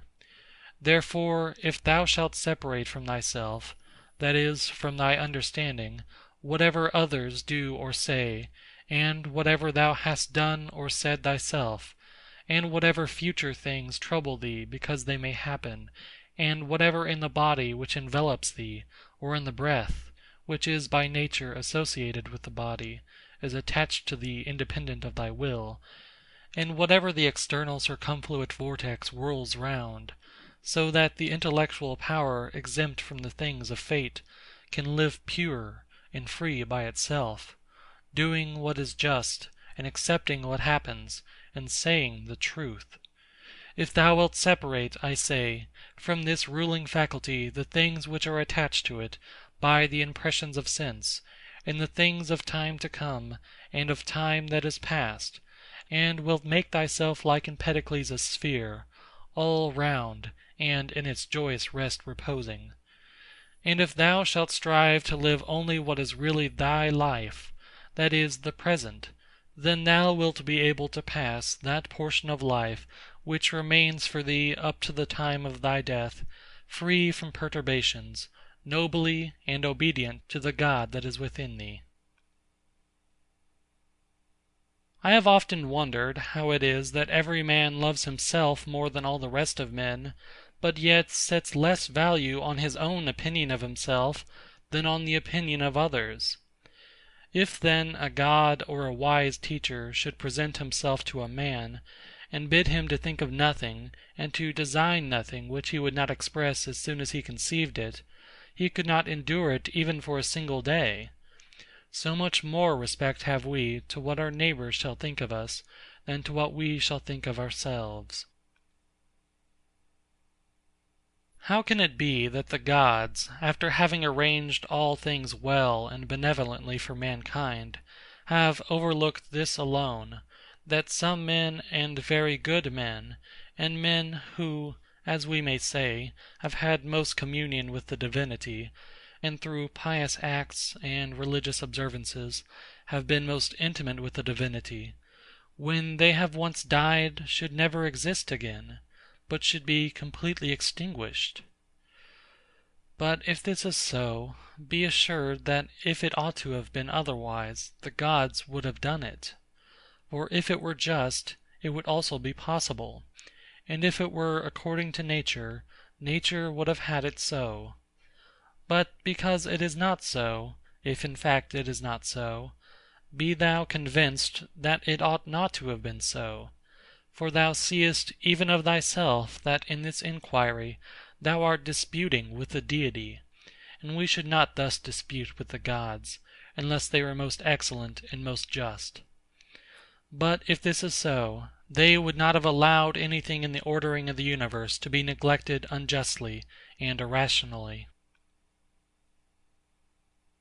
Practice thyself even in the things which thou despairest of accomplishing. For even the left hand, which is ineffectual for all other things for want of practice, holds the bridle more vigorously than the right hand, for it has been practised in this. Consider in what condition, both in body and soul, a man should be when he is overtaken by death. And consider the shortness of life, the boundless abyss of time, past and future, the feebleness of all matter. Contemplate the formative principles of things bare of their coverings, the purposes of actions. Consider what pain is, what pleasure is, and death, and fame. Who is to himself the cause of his uneasiness, how no man is hindered by another, that everything is opinion. In the application of thy principles, thou must be like the Pancratiast, not like the gladiator.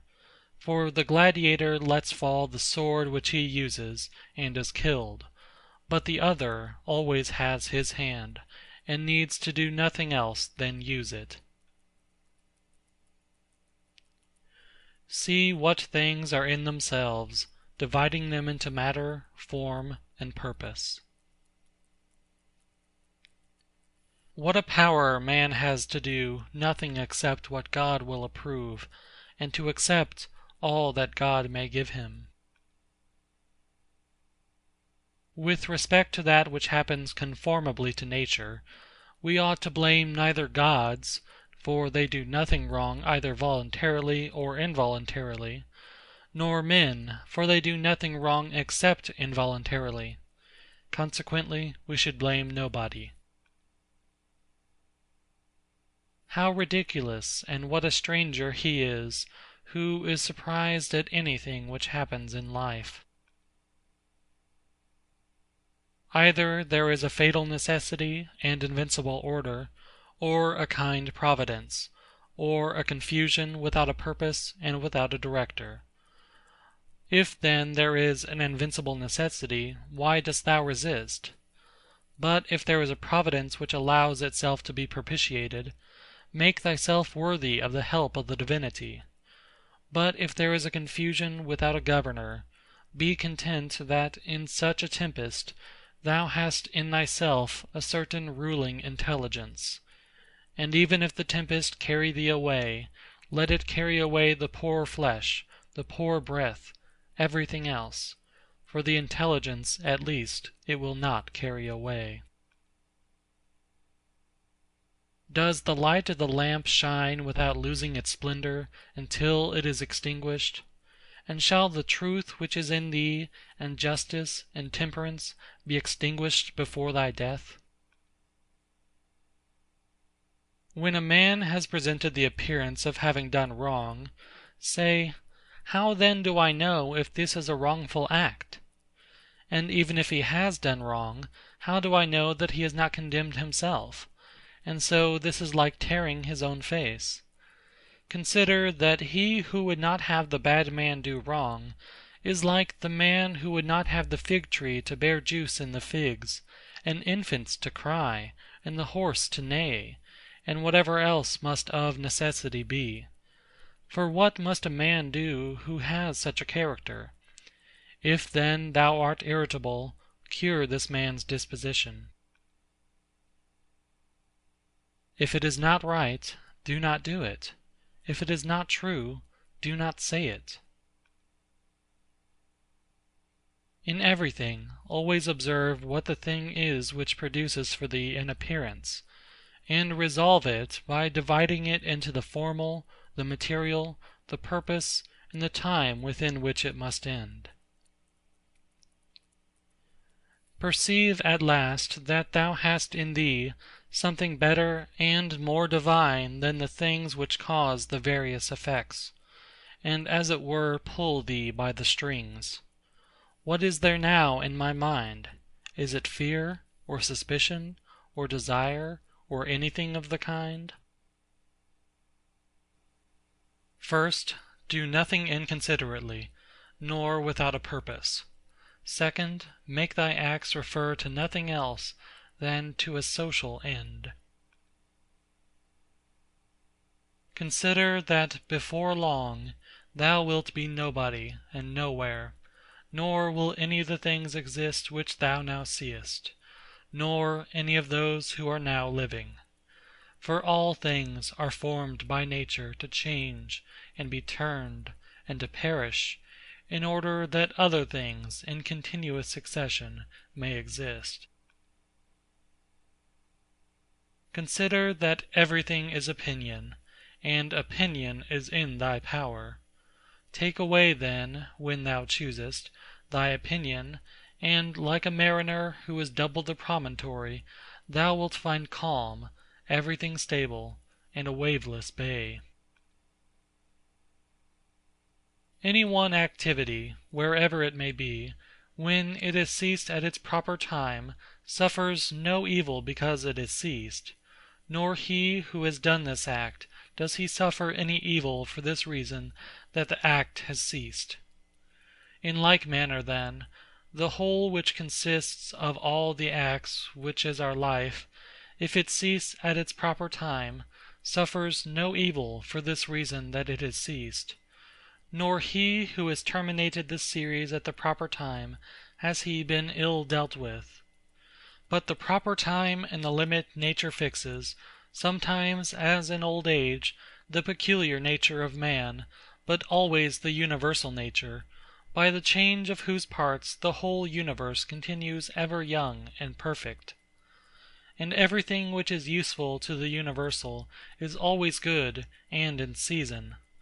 Therefore the termination of life for every man is no evil, because neither is it shameful, since it is both independent of the will and not opposed to the general interest. But it is good, since it is seasonable and profitable to and congruent with the universal. For thus too he is moved by the Deity, who is moved in the same manner with the Deity, and moved towards the same things in his mind.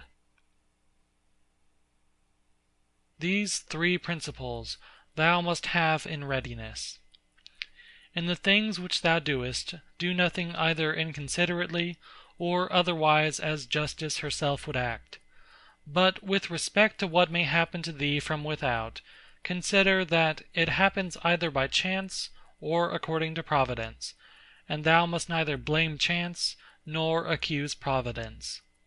Second, consider what every being is, from the seed to the time of its receiving a soul, and from the reception of a soul to the giving back of the same, and of what things every being is compounded, and into what things it is resolved. Third, if thou shouldest suddenly be raised up above the earth, and shouldest look down on human beings, and observe the variety of them, how great it is, and at the same time also shouldest see at a glance how great is the number of beings who dwell all around in the air and the ether, consider that as often as thou shouldest be raised up, thou wouldest see the same things, sameness of form, and shortness of duration. Are these things to be proud of? Cast away opinion, thou art saved. Who then hinders thee from casting it away? When thou art troubled about anything, thou hast forgotten this, that all things happen according to the universal nature, and forgotten this, that a man's wrongful act is nothing to thee, and further thou hast forgotten this, that everything which happens always happens so and will happen so, and now happens so everywhere. Forgotten this too, how close is the kinship between a man and the whole human race, for it is a community, not of a little blood or seed, but of intelligence. And thou hast forgotten this too, that every man's intelligence is a god, and is an efflux of the deity. And forgotten this, that nothing is a man's own, but that his child, and his body, and his very soul came from the deity. Forgotten this, that everything is opinion. And lastly, thou hast forgotten that every man lives the present time only, and loses only this. Constantly bring to thy recollection those who have complained greatly about anything, those who have been most conspicuous by the greatest fame or misfortunes, or enmities, or fortunes of any kind. Then think, where are they all now? Smoke and ash and a tail, or not even a tail. And let there be present to thy mind also everything of this sort, how Fabius Catilinus lived in the country, and Lucius Lupus in his gardens, and Stertonius at Baiae, and Tiberius at Caprii, and Rufus at Velia. And, in fine, think of the eager pursuit of anything conjoined with pride, and how worthless everything is after which men violently strain, and how much more philosophical it is for a man in the opportunities presented to him to show himself just, temperate, obedient to the gods, and to do this with all simplicity. For the pride which is proud of its want of pride is the most intolerable of all. To those who ask, where hast thou seen the gods, or how dost thou comprehend that they exist, and so worshipest them? I answer, in the first place, they may be seen even with the eyes. In the second place, neither have I seen even my own soul, and yet I honor it. Thus then, with respect to the gods, from what I constantly experience of their power, from this I comprehend that they exist, and I venerate them. The safety of life is this, to examine everything all through, what it is itself, what is its material, what the formal part, with all thy soul to do justice and to say the truth. What remains except to enjoy life by joining one good thing to another, so as not to leave even the smallest intervals between? There is one light of the sun, though it is interrupted by walls, mountains, and other things infinite. There is one common substance, though it is distributed among countless bodies which have their several qualities. There is one soul, though it is distributed among infinite natures and individual circumscriptions. There is one intelligent soul, though it seems to be divided. Now, in the things which have been mentioned, all the other parts, such as those which are air and matter, are without sensation and have no fellowship, and yet even these parts the intelligent principle holds together, and the gravitation towards the same. But intellect in a peculiar manner tends to that which is of the same kin, and combines with it, and the feeling for communion is not interrupted. What dost thou wish? To continue to exist? Well, dost thou wish to have sensation, movement, growth, and then again to cease to grow, to use thy speech, to think? What is there of all these things which seems to thee worth desiring? But if it is easy to set little value on all these things, turn to that which remains, which is to follow reason and God. But it is inconsistent with honoring reason and God to be troubled, because by death a man will be deprived of the other things. How small a part of the boundless and unfathomable time is assigned to every man! For it is very soon swallowed up in the eternal. And how small a part of the whole substance, and how small a part of the universal soul, and on what a small clod of the whole earth thou creepest! Reflecting on all this, consider nothing to be great, except to act as thy nature leads thee, and to endure that which the common nature brings. How does the ruling faculty make use of itself? For all lies in this. But everything else, whether it is in the power of thy will or not, is only lifeless ashes and smoke. This reflection is most adapted to move us to contempt of death, that even those who think pleasure to be a good, and pain an evil, still have despised it. The man to whom that only is good which comes in due season, and to whom it is the same thing whether he has done more or fewer acts conformable to right reason, and to whom it makes no difference whether he contemplates the world for a longer or a shorter time, for this man neither is death a terrible thing. Man, thou hast been a citizen in this great state, the world. What difference does it make to thee, whether for 5 years or 3? For that which is conformable to the laws is just for all. Where is the hardship then, if no tyrant, nor yet an unjust judge, sends thee away from the state, but nature who brought thee into it? The same as if a praetor who has employed an actor dismisses him from the stage. But I have not finished the 5 acts, but only 3 of them. Thou sayest well, but in life the 3 acts are the whole drama. For what shall be a complete drama is determined by him who was once the cause of its composition, and now of its dissolution. But thou art the cause of neither. Depart then, satisfied, for he also who releases thee is satisfied. End of chapter 12. Chapter 13.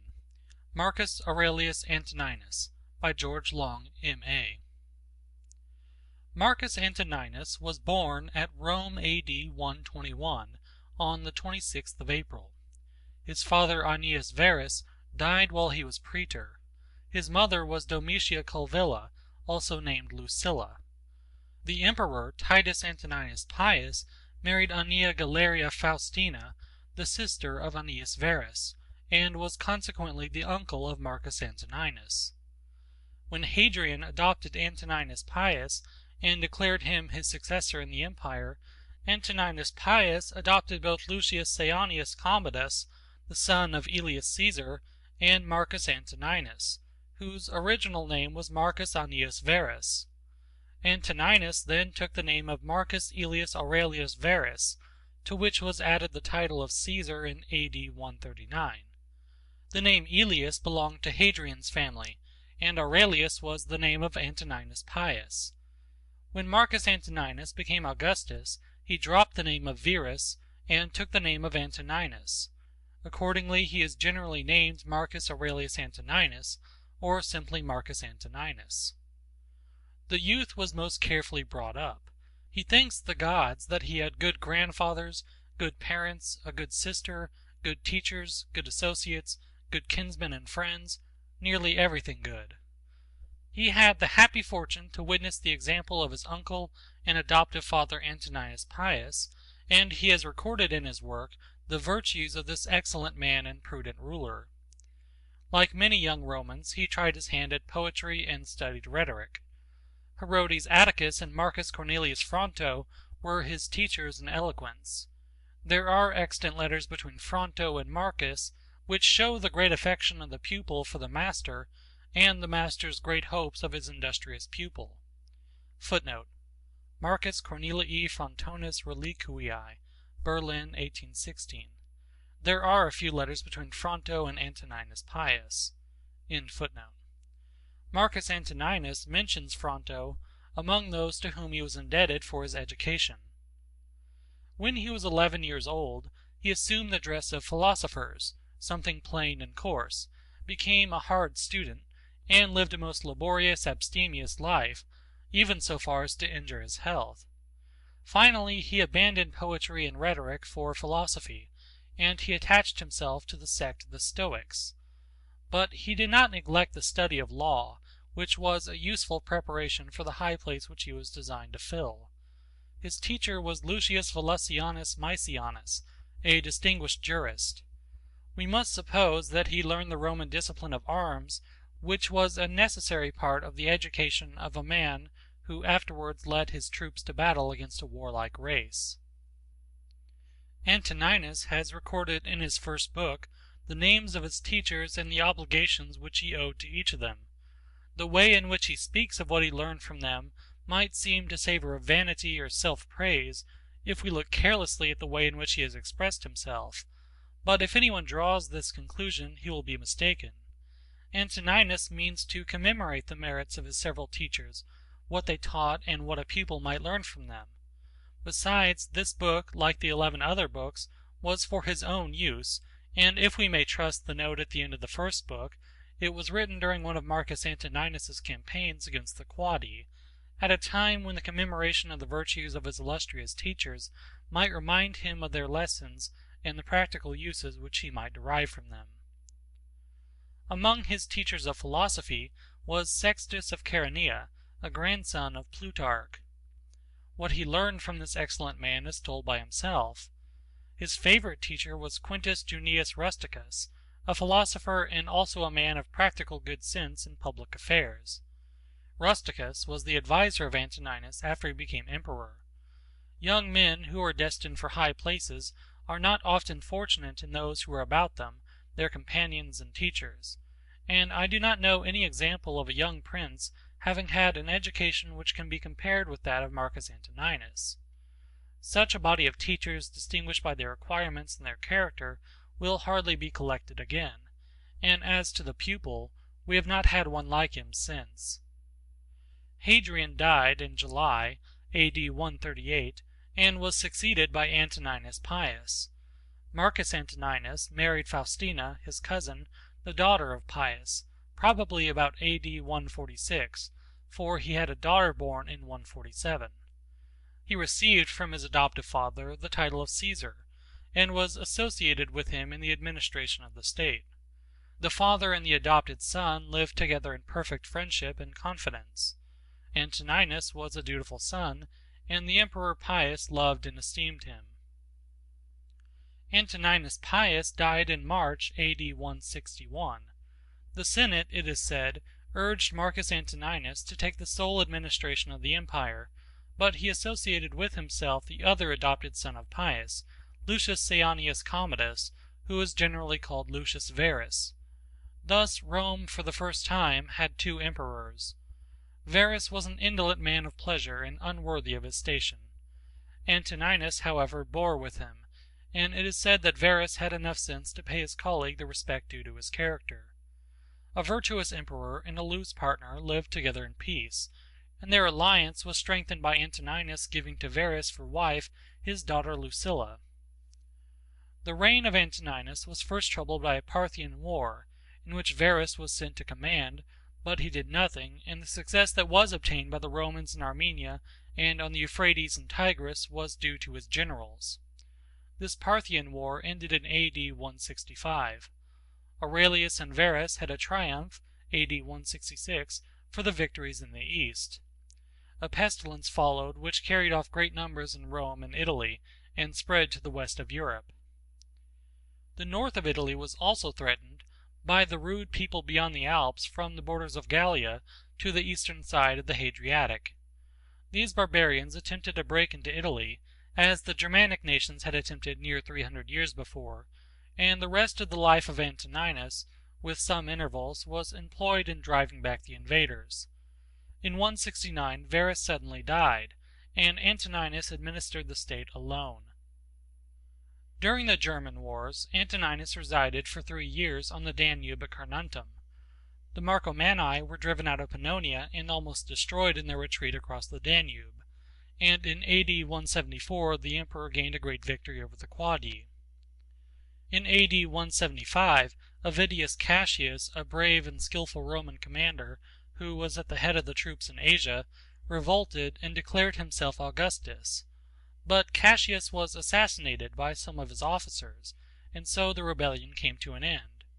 Antoninus showed his humanity by his treatment of the family and the partisans of Cassius, and his letter to the Senate in which he recommends mercy is extant. Antoninus set out for the east on hearing of Cassius's revolt. Though he appears to have returned to Rome in AD 174, he went back to prosecute the war against the Germans, and it is probable that he marched direct to the east from the German war. His wife, Faustina, who accompanied him into Asia, died suddenly at the foot of the Taurus, to the great grief of her husband. Capitolinus, who has written the life of Antoninus, and also Dion Cassius, accused the empress of scandalous infidelity to her husband and of abominable lewdness. But Capitolinus says that Antoninus either knew it not or pretended not to know it. Nothing is so common as such malicious reports in all ages, and the history of imperial Rome is full of them. Antoninus loved his wife, and he says that she was obedient, affectionate, and simple. The same scandal had been spread about Faustina's mother, the wife of Antoninus Pius, and yet he too was perfectly satisfied with his wife.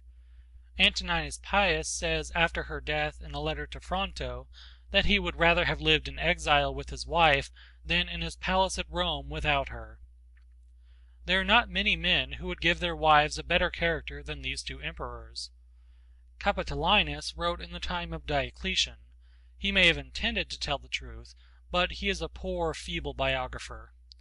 Dion Cassius, the most malignant of historians, always reports, and perhaps he believed, any scandal against anybody. Antoninus continued his journey to Syria and Egypt, and on his return to Italy through Athens, he was initiated into the Eleusinian mysteries. It was the practice of the emperor to conform to the established rites of the age, and to perform religious ceremonies with due solemnity. We cannot conclude from this that he was a superstitious man, though we might perhaps do so if his book did not show that he was not. But this is only one among many instances that a ruler's public acts do not always prove his real opinions. A prudent governor will not roughly oppose even the superstitions of his people, and though he may wish that they were wiser, he will know that he cannot make them so by offending their prejudices. Antoninus and his son Commodus entered Rome in triumph, perhaps for some German victories, on the 23rd of December, AD 176. In the following year, Commodus was associated with his father in the empire and took the name of Augustus. This year, AD 177, is memorable in ecclesiastical history. Attalus and others were put to death at Lyon for their adherence to the Christian religion. The evidence of this persecution is a letter preserved by Eusebius. The letter is from the Christians of Vienna and Lugdunum in Gallia, Vienne and Lyon, to their Christian brethren in Asia and Phrygia, and it is preserved perhaps nearly entire. It contains a very particular description of the tortures inflicted on the Christians in Gallia, and it states that while the persecution was going on, Attalus, a Christian and a Roman citizen, was loudly demanded by the populace and brought into the amphitheatre, but the governor ordered him to be reserved with the rest who were in prison, until he had received instructions from the emperor. Many had been tortured before the governor thought of applying to Antoninus. The imperial rescript, says the letter, was that the Christians should be punished, but if they would deny their faith they must be released. On this the work began again. The Christians who were Roman citizens were beheaded, the rest exposed to the wild beasts in the amphitheatre. Some modern writers on ecclesiastical history, when they use this letter, say nothing of the wonderful stories of the martyr's sufferings. Sanctus, as the letter says, was burnt with plates of hot iron, till his body was one sore, and he had lost all human form, but on being put to the rack, he recovered his former appearance under the torture, which was thus a cure instead of a punishment. He was afterwards torn by beasts, and placed on an iron chair and roasted. He died at last. The letter is one piece of evidence. The writer, whoever he was that wrote in the name of the Gallic Christians, is our evidence both for the ordinary and the extraordinary circumstances of the story, and we cannot accept his evidence for one part and reject the other. We often receive small evidence as a proof of a thing which we believe to be within the limits of probability or possibility, and we reject exactly the same evidence when the thing to which it refers appears very improbable or impossible. But this is a false method of inquiry, though it is followed by some modern writers, who select what they like from a story and reject the rest of the evidence, or if they do not reject it, they dishonestly suppress it. A man can only act consistently by accepting all this letter or rejecting it all, and we cannot blame him for either. But he who rejects it may still admit that such a letter may be founded on real facts, and he would make this admission as the most probable way of accounting for the existence of the letter. But if, as he would suppose, the writer has stated some things falsely, he cannot tell what part of his story is worthy of credit. The war on the northern frontier appears to have been uninterrupted during the visit of Antoninus to the east, and on his return the emperor again left Rome to oppose the barbarians. The Germanic people were defeated in a great battle A.D. 179. During this campaign the emperor was seized with some contagious malady, of which he died in the camp at Sirmium, Mitrovitz, on the Sava in Lower Pannonia, but at Vindobona, Vienna, according to other authorities, on the 17th March, A.D. 180, in the 59th year of his age. His son Commodus was with him. The body or the ashes probably of the emperor were carried to Rome, and he received the honor of deification.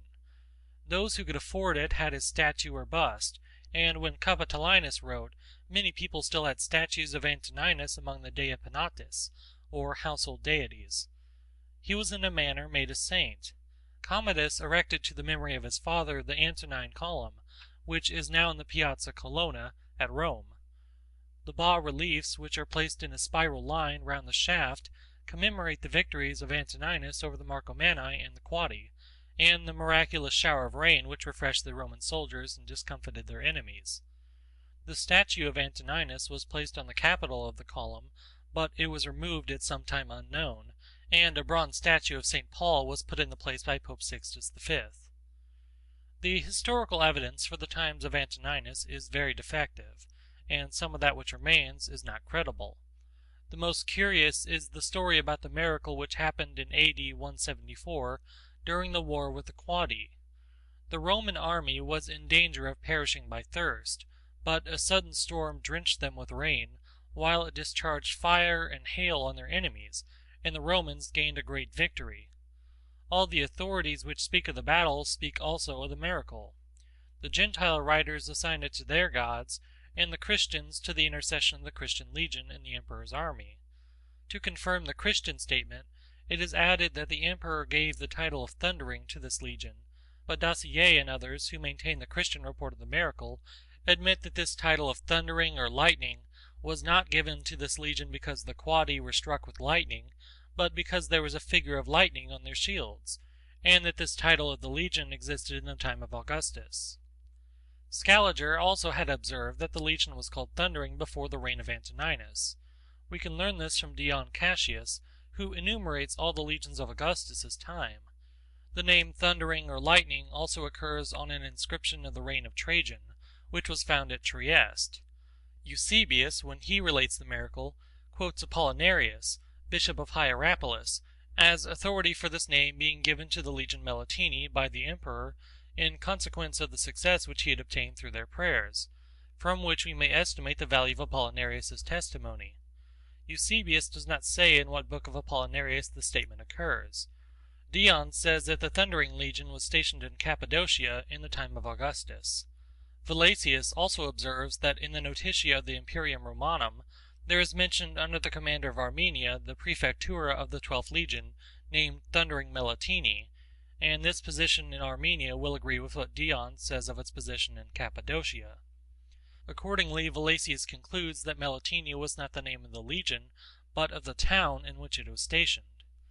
Melitene was also the name of the district in which this town was situated. The legions did not, he says, take their name from the place where they were on duty, but from the country in which they were raised, and therefore what Eusebius says about the Melitene does not seem probable to him. Yet Valesius, on the authority of Apollinarius and Tertullian, believed that the miracle was worked through the prayers of the Christian soldiers in the emperor's army. Rufinus does not give the name of Melitene to this legion, says Valesius, and probably he purposely omitted it, because he knew that Melitene was the name of a town in Armenia Minor, where the legion was stationed in his time. The emperor, it is said, made a report of his victory to the Senate, which we may believe, for such was the practice. But we do not know what he said in his letter, for it is not extant. Dacier assumes that the emperor's letter was purposely destroyed by the Senate, or the enemies of Christianity, that so honorable a testimony to the Christians and their religion might not be perpetuated.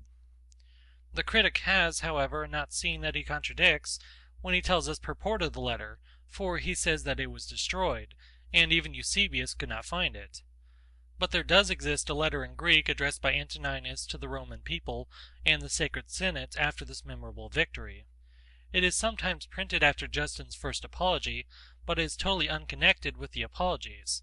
This letter is one of the most stupid forgeries of the many which exist, and it cannot be possibly founded even on the genuine report of Antoninus to the Senate. If it were genuine, it would free the emperor from the charge of persecuting men because they were Christians.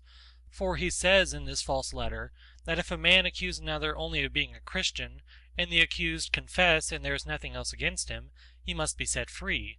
With this monstrous addition, made by a man inconceivably ignorant, that the informer must be burnt alive.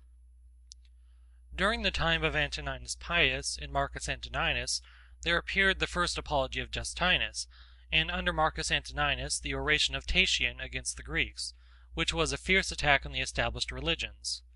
The address of Athenagoras to Marcus Antoninus on behalf of the Christians, and the apology of Melito, bishop of Sardes, also addressed to the emperor, and that of Apollinarius.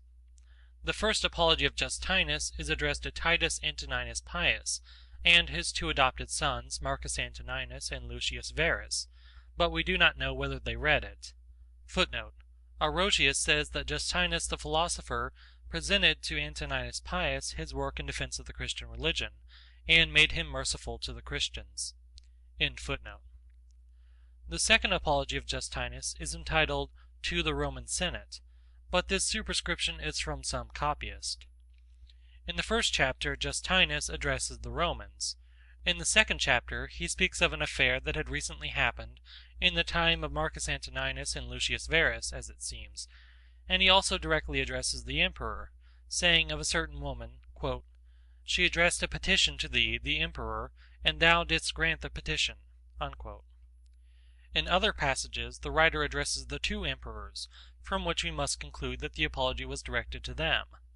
Eusebius states that the second apology was addressed to the successor of Antoninus Pius, and he names him Antoninus Verus, meaning Marcus Antoninus.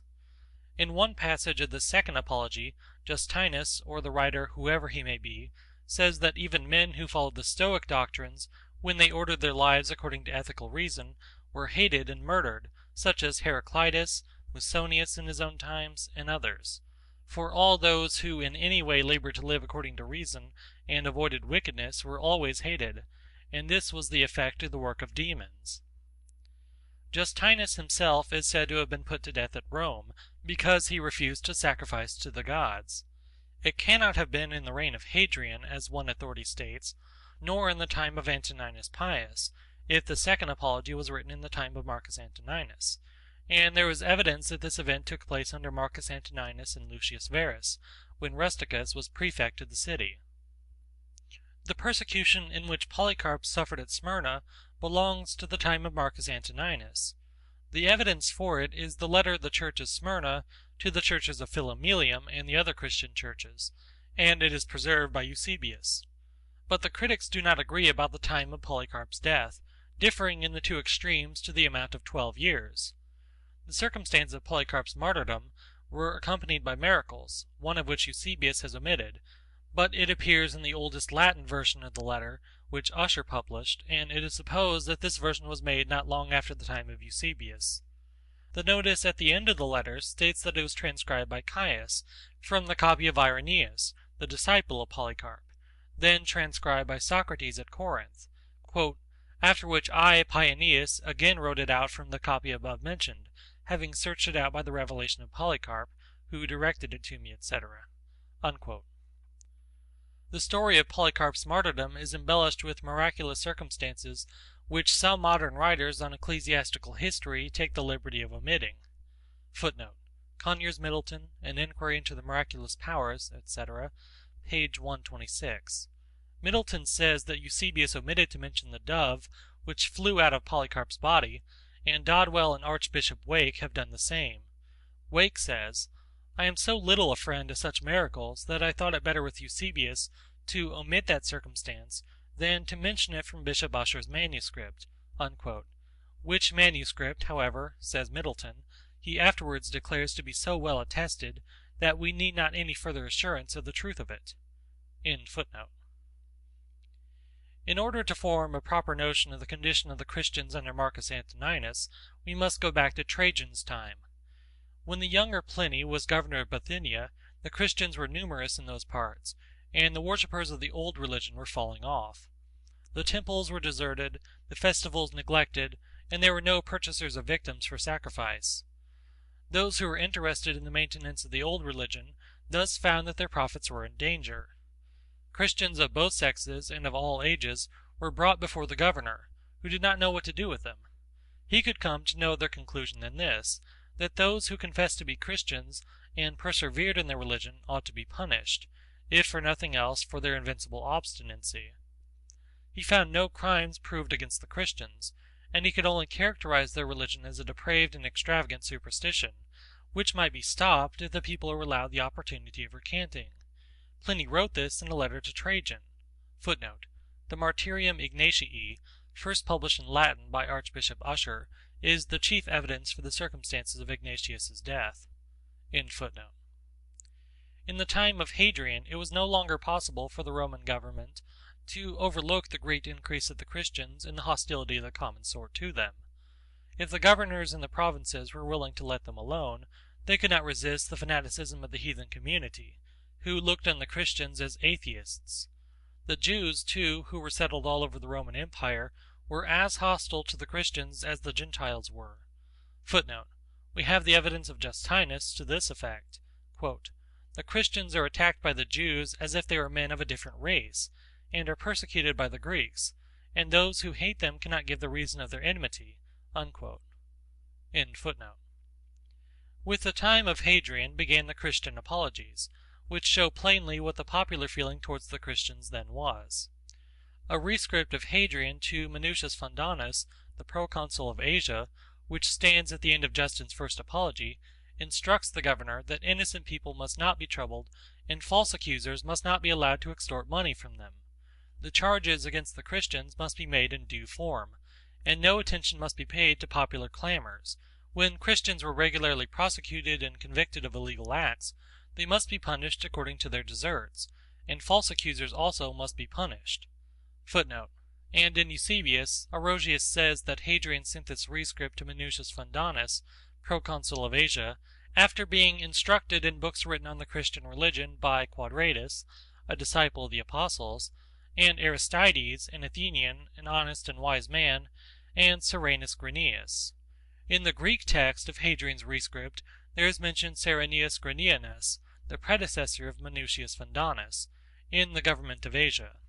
This rescript of Hadrian has clearly been added to the apology by some editor. End footnote.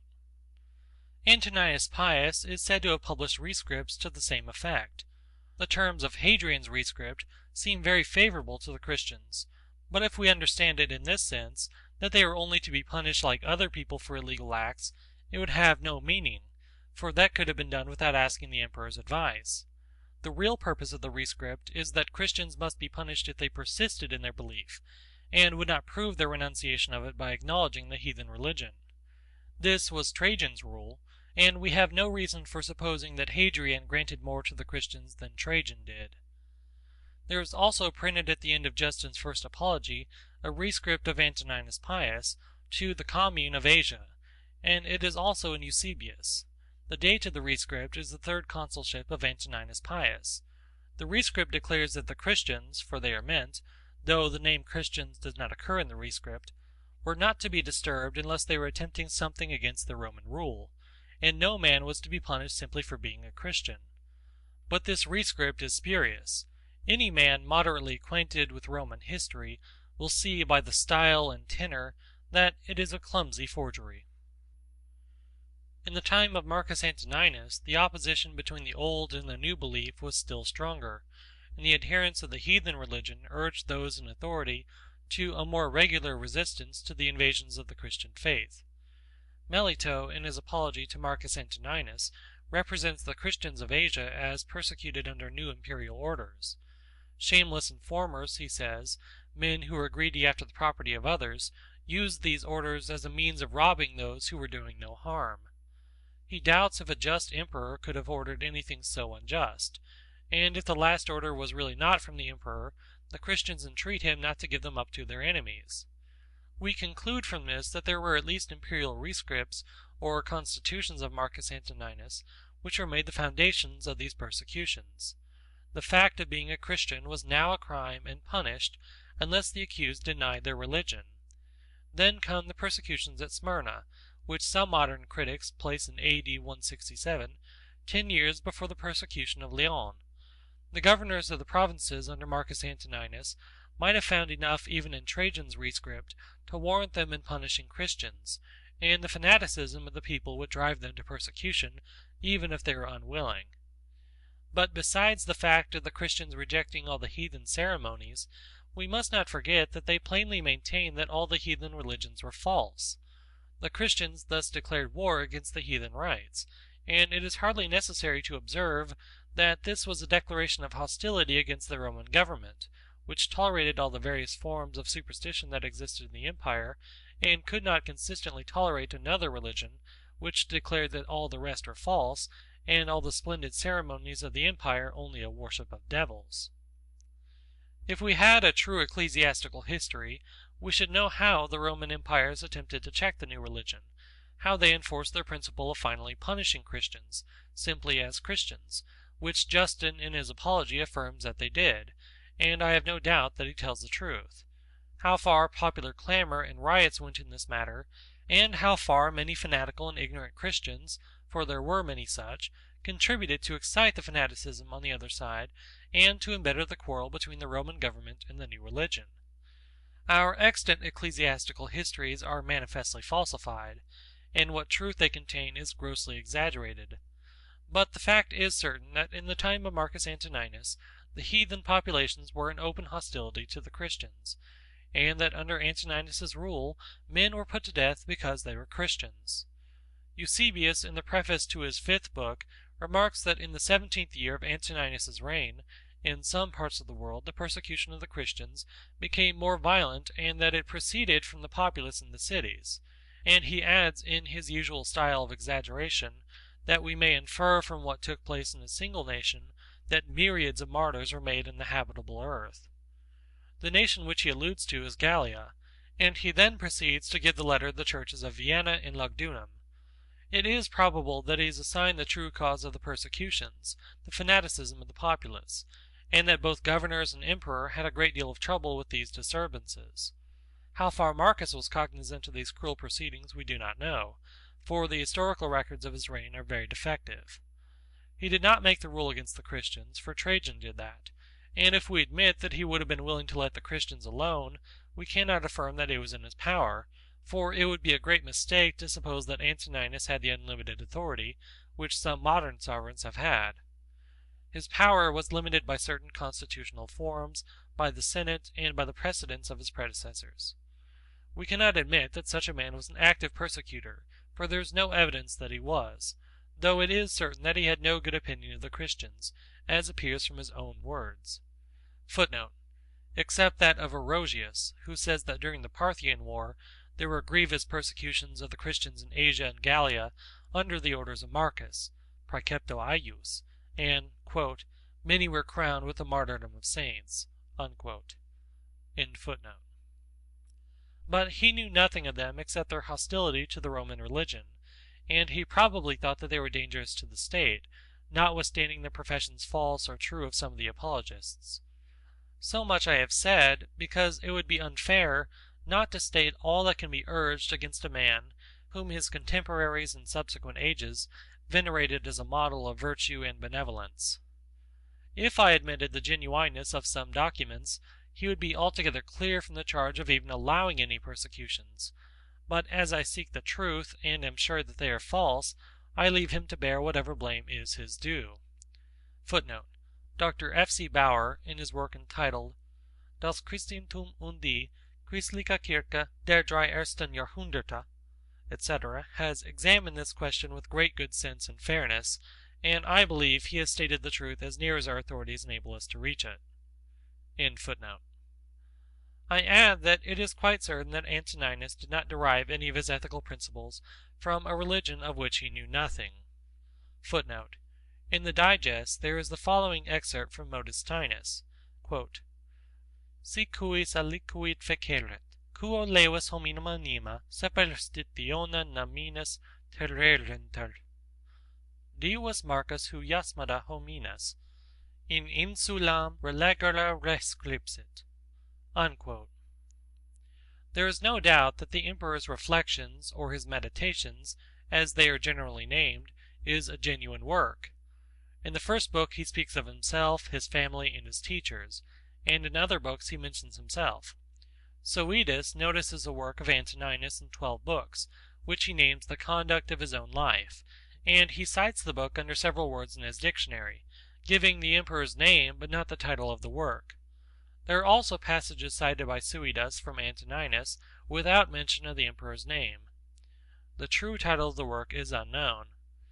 Xylander, who published the first edition of this book with a Latin version, used a manuscript, which contained the 12 books, but it is not known where the manuscript is now. The only other complete manuscript which is known to exist is in the Vatican Library, but it has no titles and no inscriptions of the several books. The 11th only has the inscription marked with an asterisk. The other Vatican manuscripts and the 3 Florentine contain only excerpts from the Emperor's book. All the titles of the excerpts nearly agree with that which Xylander prefixed to his edition. This title has been used by all subsequent editors. We cannot tell whether Antoninus divided his work into books or somebody else did it. If the inscriptions at the end of the first and second books are genuine, he may have made the division himself. It is plain that the Emperor wrote down his thoughts or reflections as the occasions arose, and since they were intended for his own use, it is no improbable conjecture that he left a complete copy behind him, written with his own hand, for it is not likely that so diligent a man would use the labor of a transcriber for such a purpose, and expose his most secret thoughts to any other eye.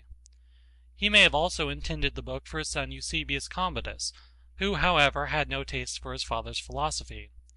Some careful hand preserved the precious volume, and a work by Antoninus is mentioned by other late writers besides Suidas.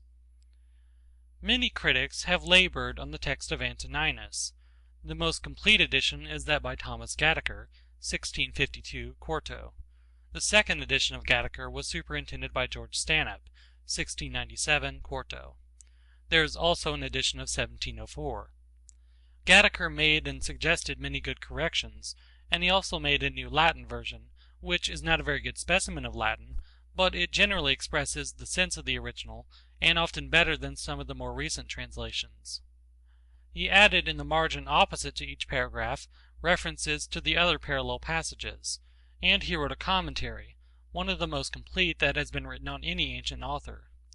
This commentary contains the editor's exposition of the more difficult passages, and quotations from all the Greek and Roman writers for the illustration of the text.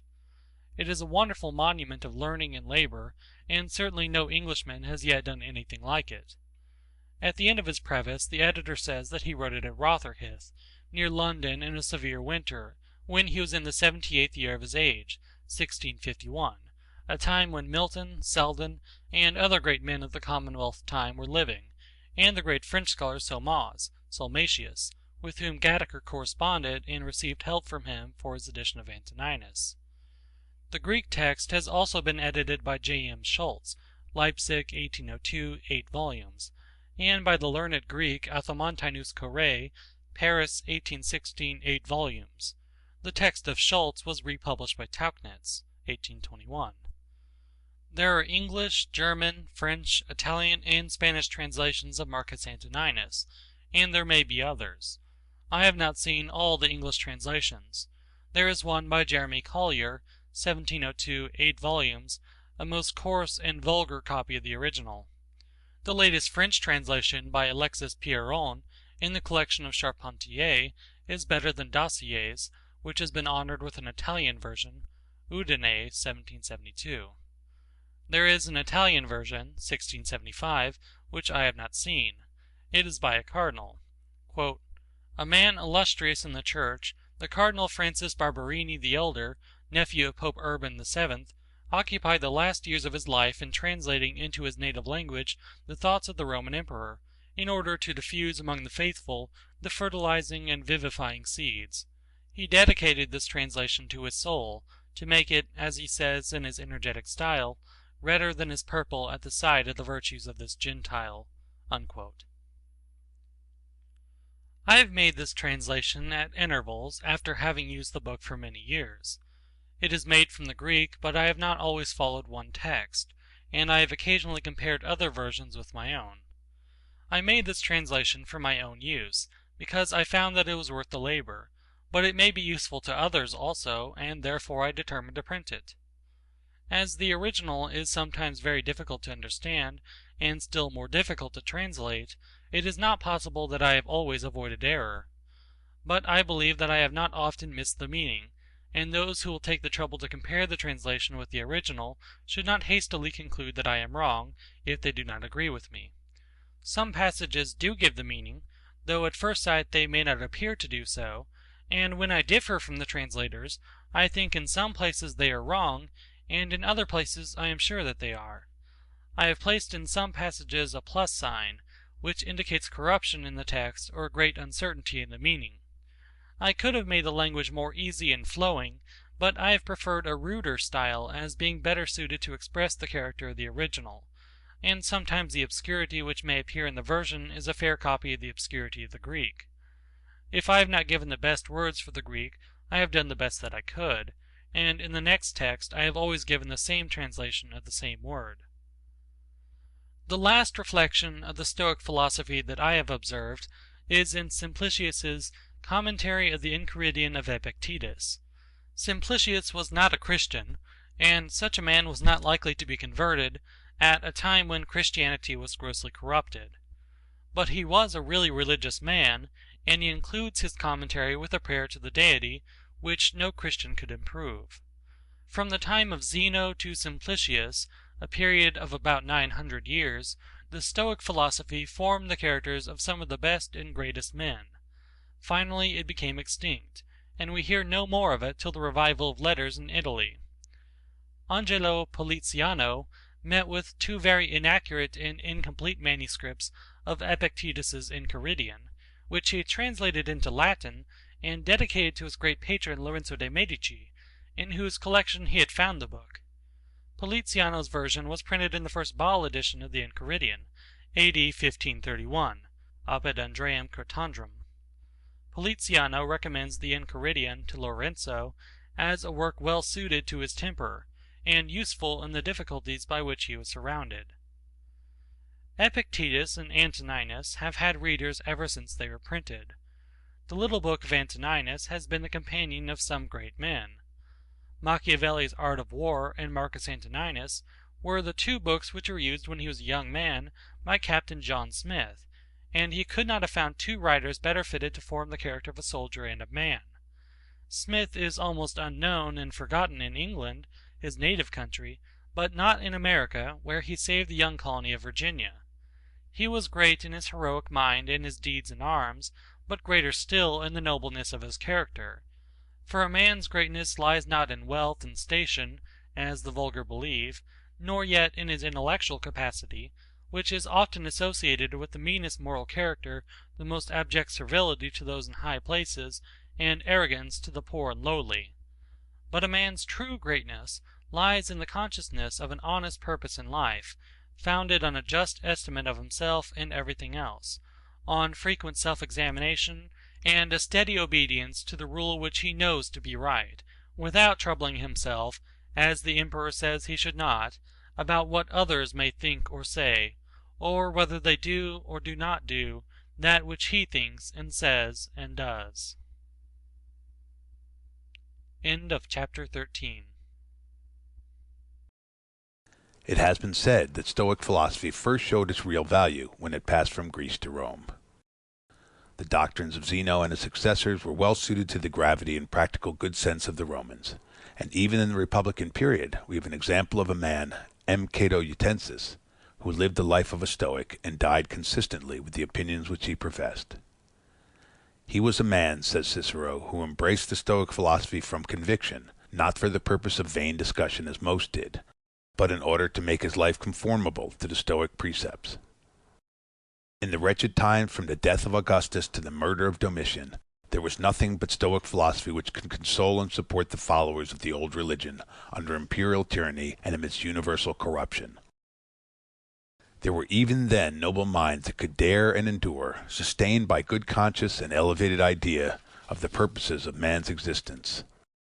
Such were Paetus Thasia, Helvidius Priscus, Cornutus, C. Musonius Rufus, and the poets Persius and Juvenal, whose energetic language and manly thoughts may be as instructive to us now as they might have been to their contemporaries. Persius died under Nero's bloody reign, but Juvenal had the good fortune to survive the tyrant Domitian and to see the better times of Nerva, Trajan, and Hadrian. His best precepts are derived from the Stoic school, and they are enforced in his finest verses by the unrivaled vigor of the Latin language. The two best expounders of the later Stoical philosophy were a Greek slave and a Roman emperor. Epictetus, a Phrygian Greek, was brought to Rome, we know not how, but he was there the slave and afterwards the freedman of an unworthy master, Epaphroditus by name, himself a freeman, and a favorite of Nero. Epictetus may have been a hearer of C. Musonius Rufus while he was still a slave, but he could hardly have been a teacher before he was made free. He was one of the philosophers whom Domitian's order banished from Rome. He retired to Nicopolis in Epirus, and he may have died there. Like other great teachers, he wrote nothing, and we are indebted to his grateful pupil Arrian for what we have of Epictetus's discourses. Arrian wrote 8 books of the discourses of Epictetus, of which only 4 remain, and some fragments.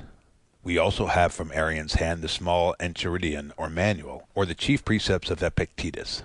There is a valuable commentary on the Enchiridion by Simplicis, who lived at the time of the Emperor Justinian. Antoninus, in his first book, in which he gratefully commentaries his obligations to his teachers, says that he was made acquainted by Junius Rusticus with the discourses of Epictetus, whom he mentions also in other passages. Indeed, the doctrines of Epictetus and Antoninus are the same, and Epictetus is the best authority for the explanation of the philosophical language of Antoninus and the exposition of his opinions. But the method of the two philosophers is entirely different. Epictetus addressed himself to his hearers in a continuous discourse and in a familial and simple manner. Antoninus wrote down his reflections for his own use only, in short, unconnected paragraphs, which are often obscure.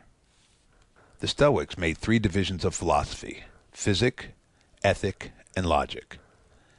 This division, we are told by Diogenes, was made by Zeno of Citium, the founder of the Stoic sect, and by Chrysippus. But these philosophers placed the 3 divisions in the following order: logic, physic, ethic.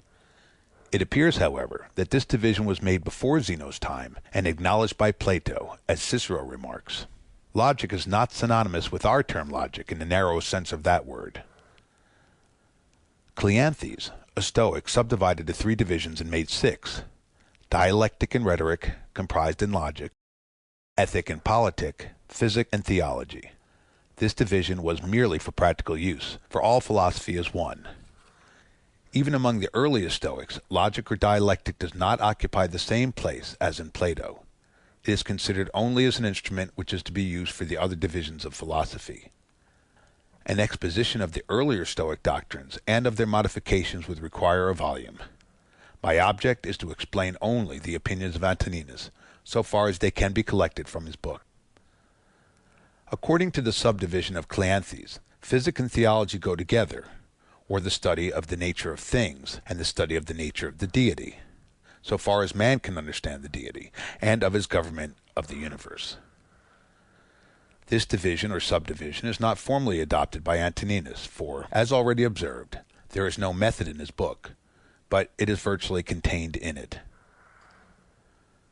Cleanthes also connects ethic and politic, or the study of principles of morals, and the study of the constitution of civil society, and undoubtedly he did well in subdividing ethic into two parts, ethic in a narrower sense and politic, for though the two are intimately connected, they are also very distinct, and many questions can only be properly discussed by carefully observing the distinction.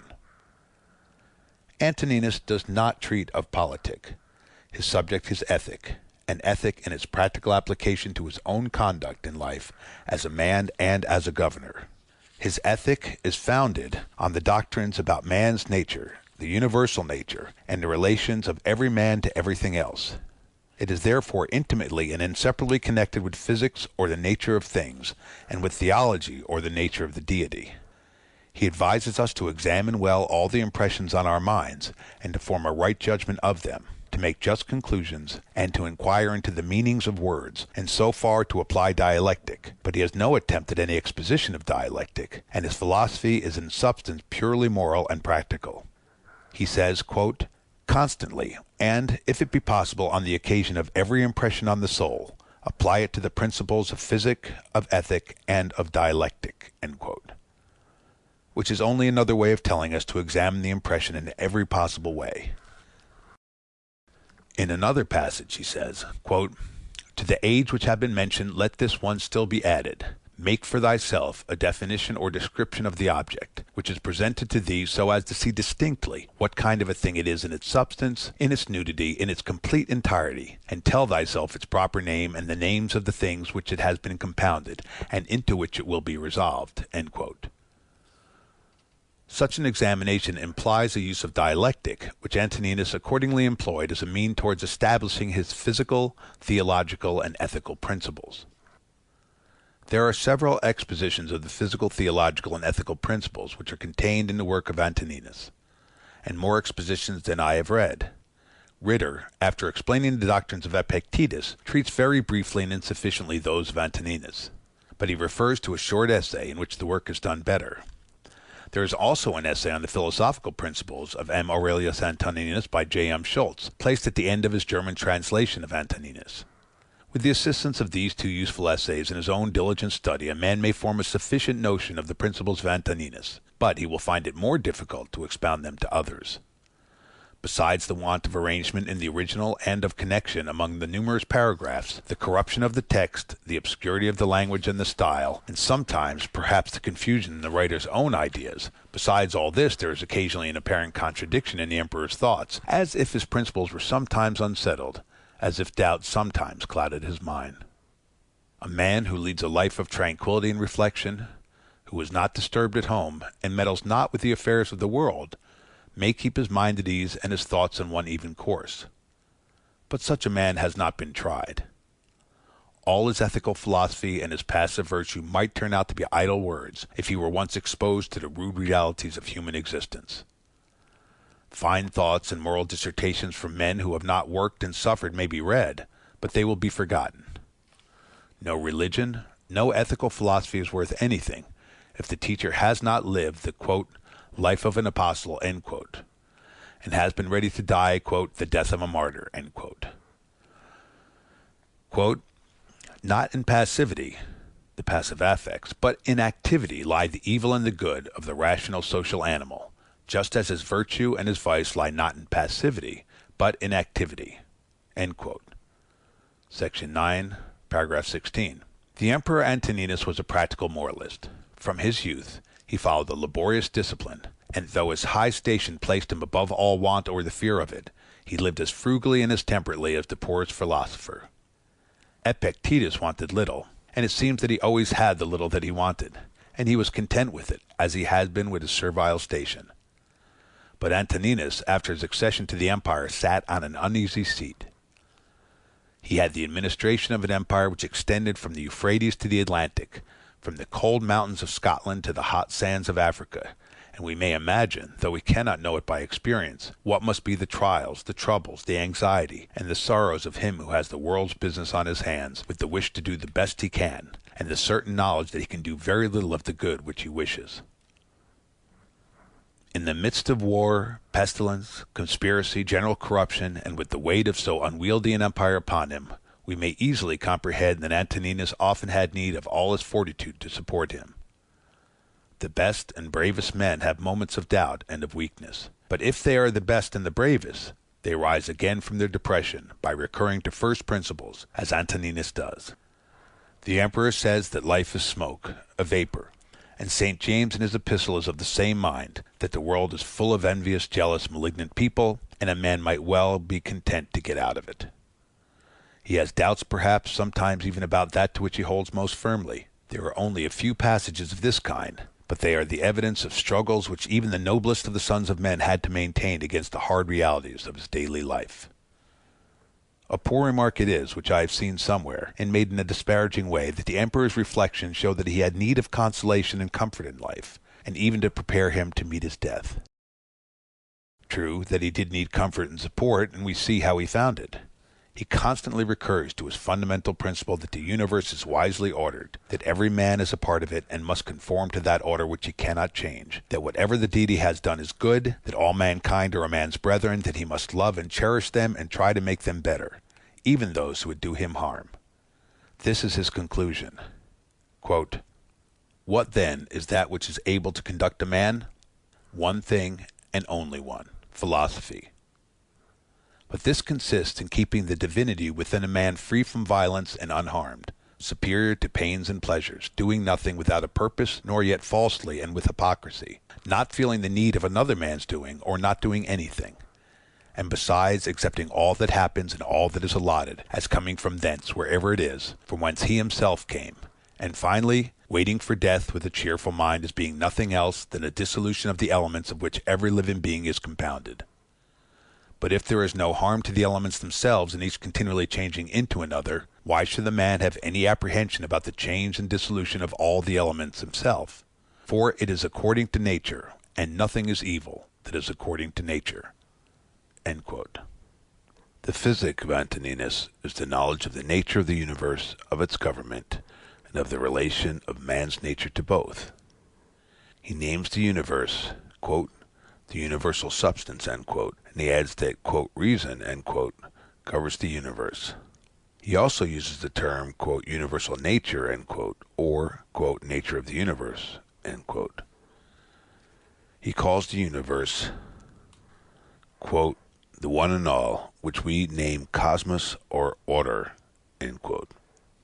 If he ever seems to use these general terms as significant of all that man can in any way conceive to exist, he still on other occasions plainly distinguishes between matter, material things, and cause, origin, reason. This is conformable to Zeno's doctrine that there are two original principles of all things, that which acts and that which is acted upon.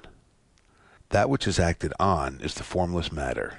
That which acts is the reason, God, who is eternal and operates through all matter and produces all things.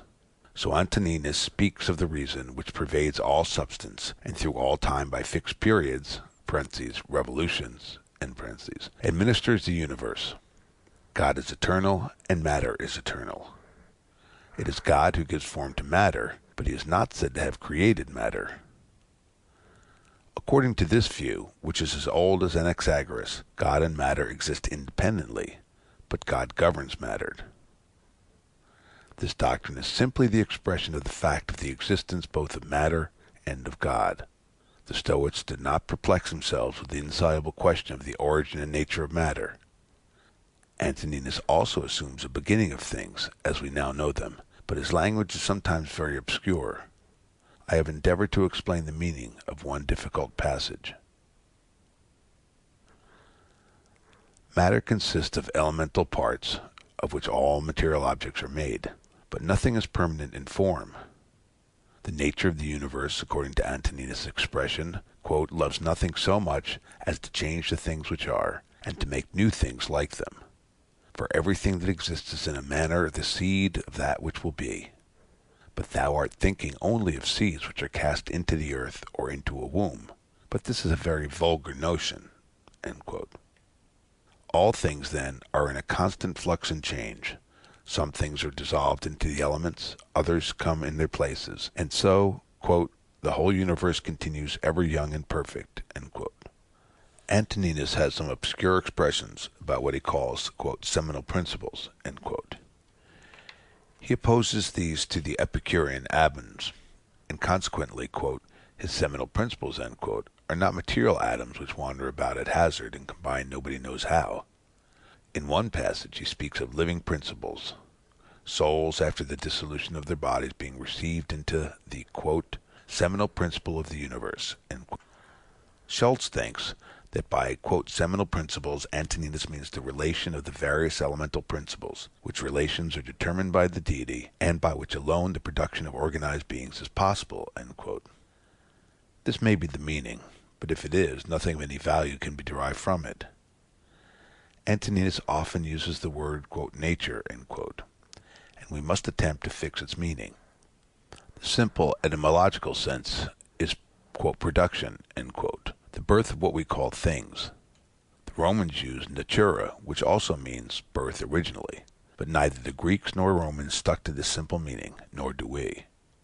Antoninus says, "Whether the universe is a concourse of atoms or nature is a system, let this first be established, that I am part of the whole which is governed by nature." Here it might seem as if nature were personified and viewed as an active, efficient power, as something which, if not independent of the deity, acts by a power which is given to it by the deity. Such, if I understand the expression right, is the way in which the word nature is often used now, though it is plain that many writers use the word without fixing any exact meaning to it. It is the same with the expression laws of nature, which some writers may use in an intelligible sense, but others as clearly use in no definite sense at all. There is no meaning in this word nature except that which Bishop Butler assigns to it when he says, "The only distinct meaning of that word natural is stated, fixed, or settled, since what is natural as much require and presupposes an intelligent agent to render it so, i.e. to effect it continually or at stated times, as what is supernatural or miraculous does to effect it at once." This is Plato's meaning when he says that God holds the beginning and end and middle of all that exists, and proceeds straight on his course, making his circuit according to nature, that is, by fixed order, and he is continually accompanied by justice, who punishes those who deviate from the divine law, that is, from the order or course which God observes. When we look at the motion of the planets, the action of what we call gravitation, the elemental combination of unorganized bodies and their resolution, the production of plants and of living bodies, their generation, growth, and their dissolution, which we call their death, we observe a regular sequence of phenomena, which, within the limits of experience, present, and past, so far as we know the past, is fixed and invariable. But if this is not so, if the order and sequence of phenomena as known to us are subject to change in the course of an infinite progression, and such change is conceivable, we have nor discovered, not shall we ever discover, the whole of the order and sequence of phenomena, in which sequence there may be involved according to its very nature, that is, according to its fixed order, some variation of which we now call order or the nature of things. It is also conceivable that such changes have taken place, changes in the order of things, as we are compelled by the imperfection of language to call them, which are no changes. And further, it is certain that our knowledge of the true sequence of all actual phenomena, as for instance, the phenomena of generation, growth, and dissolution, is and ever must be imperfect. We do not fare much better when we speak of causes and effects than when we speak of nature. For the practical purposes of life, we may use the terms cause and effect conveniently, and we may fix a distinct meaning to them, distinct enough at least to prevent all misunderstanding. But the case is different when we speak of causes and effects as of things. All that we know is that phenomena, as the Greeks called them, or appearances which follow one another in a regular order as we conceive it, so that if some one phenomenon should fail in the series, we conceive that there must either be an interruption of the series, or that something else will appear after the phenomena which has failed to appear, and will occupy the vacant place, and so the series and its progression may be modified or totally changed. Cause and effect then mean nothing in a sequence of natural phenomena beyond what I have said, and the real cause, or the transcendent cause, as some would call it, of each successive phenomena is in that which is the cause of all things which are, which have been, and which will be forever. Thus the word creation may have a real sense if we consider it as the first, if we can conceive of first in the present order of natural phenomena. But in the vulgar sense, a creation of all things at a certain time, followed by a quiescence of the first cause and an abandonment of all sequences and phenomena to the laws of nature, or to the other words that people may use, is absolutely absurd. Now, though there is great difficulty in understanding all the passages of Antoninus in which he speaks of nature, of the changes of things, and of the economy of the universe, I am convinced that his sense of nature and natural is the same as that which I have stated. And as he was a man who knew how to use words in a clear way and with a strict consistency, we ought to assume, even if his meaning in some passages is doubtful, that his view of nature was in harmony with his fixed belief in the all-pervading, ever-present, and ever-active energy of God. There is much in Antoninus that is hard to understand, and it might be said that he did not fully comprehend all that he wrote, which would, however, be in no way remarkable, for it happens now that a man may write what neither he nor anybody can understand. Antoninus tells us to look at things and see what they are, resolving them into the material, the causal, and the relation, or the purpose, by which he seems to mean something in nature of what we call effect or end. The word cause is the difficulty. There is the same word in the Sanskrit, and the subtle philosophers of India and of Greece, and the less subtle philosophers of modern times, have all used this word or an equivalent word in a vague way. Yet the confusion sometimes may be the inevitable ambiguity of language rather than in the mind of the writer, for I cannot think that some of the wisest of men did not know what they intended to say. When Antoninus says that, quote, everything that exists is in a manner the seed of that which will be, end quote, he might be supposed to say what some of the Indian philosophers have said, and thus a profound truth might be converted into a gross absurdity. But he says, quote, in a manner, end quote. And in a manner he said true, and in another manner, if you mistake his meaning, he said false.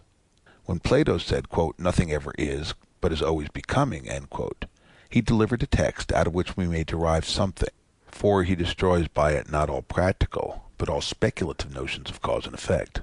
The whole series of things as they appear to us must be contemplated in time, that is, in succession, and we conceive or suppose intervals between one state of things and another state of things, so that there is priority and sequence, an interval and being, and a ceasing to be, and beginning and ending.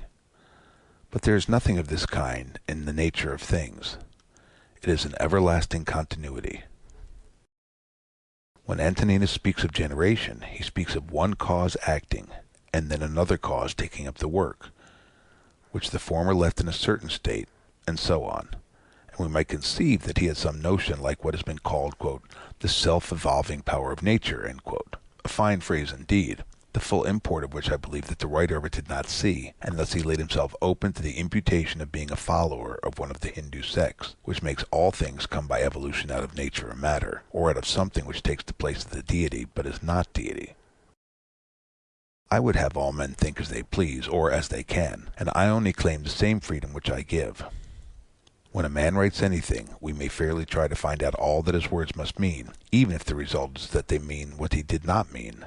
And if we find this contradiction, it is not our fault, but his misfortune. Now Antoninus is perhaps somewhat in a condition in what he says, though he speaks at the end of the paragraph of the power which acts unseen by the eyes, but still no less clearly. But whether in this passage he means the power is conceived to be in different successive causes, or in something else, nobody can tell. From other passages, however, I do collect that his notion of the phenomena of the universe is what I have stated. The deity works unseen, if we may use such language, and perhaps I may, as Job did, or he who wrote the book of Job. Quote, in him we live and move and are, end quote, said St. Paul to the Athenians, and to show his bearers that this was no new doctrine, he quoted the Greek poets. One of these poets was the Stoic Cleanthes, whose noble hymn to Zeus or God is an elevated expression of devotion and philosophy. It deprives nature of her power and puts her under the immediate government of the deity. Quote, thee all this heaven which whirls around the earth obeys and willing follows where thou leadest. Without thee, God, nothing is done on earth, nor in the ethereal realms, nor in the sea, save what the wicked through their folly do." Antoninus' conviction of the existence of a divine power and government was founded on his perception of the order of the universe. Like Socrates, he says that though we cannot see the form of divine powers, we know that they exist because we see their works. Quote, "To those who ask, Where hast thou seen the gods, or how dost thou comprehend that they exist, and so worshipeth them? I answer, in the first place, that they may be seen even with the eyes. In the second place, neither have I seen my own soul, and yet I honor it. Thus then, with respect to the gods, from what I constantly experience of their power, from this I comprehend that they exist, and I venerate them." End quote. This is a very old argument, which has always had great weight with most people, and has appeared sufficient. It does not acquire the least additional strength by being developed in a learned treatise. It is as intelligible in its simple enunciation as it can be made.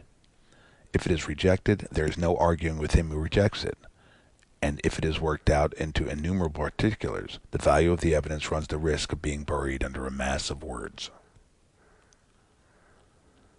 Man being conscious that he has a spiritual power or intellectual power, or that he has such a power, in whatever way he conceives that he has it, for I wish simply to state a fact, from this power which he has in himself he is led, as Antoninus says, to believe that there is a greater power, which, as the old Stoics tell us, pervades the whole universe as the intellect pervades man. God exists then, but what do we know of his nature? Antoninus says that the soul of man is an efflux from the divinity. We have bodies like animals, but we have reason, intelligence as the gods. Animals have life, and what we call instincts are natural principles of action, but the rational animal man alone has rational intelligent soul. Antoninus insists on this continually. God is in man, and so we must constantly attend to the divinity within us, for it is only in this way that we can have any knowledge of the nature of God. The human soul is in a sense a portion of the divinity, and the soul alone has any communication with the deity, for, as he says, quote, "With his intellectual part alone God touches the intelligence only which has flowed and has been derived from himself into these bodies." End quote. In fact, he says that which is hidden within a man is life. That is the man himself. All the rest is vesture, covering, organs, instrument which the living man, the real man, uses for purposes of his present existence. The air is universally diffused for him who is able to respire, and so for him who is willing to partake of it, the intelligent power which holds within it all things is diffused as wide and as free as the air. It is by living a divine life that man approaches to a knowledge of the divinity.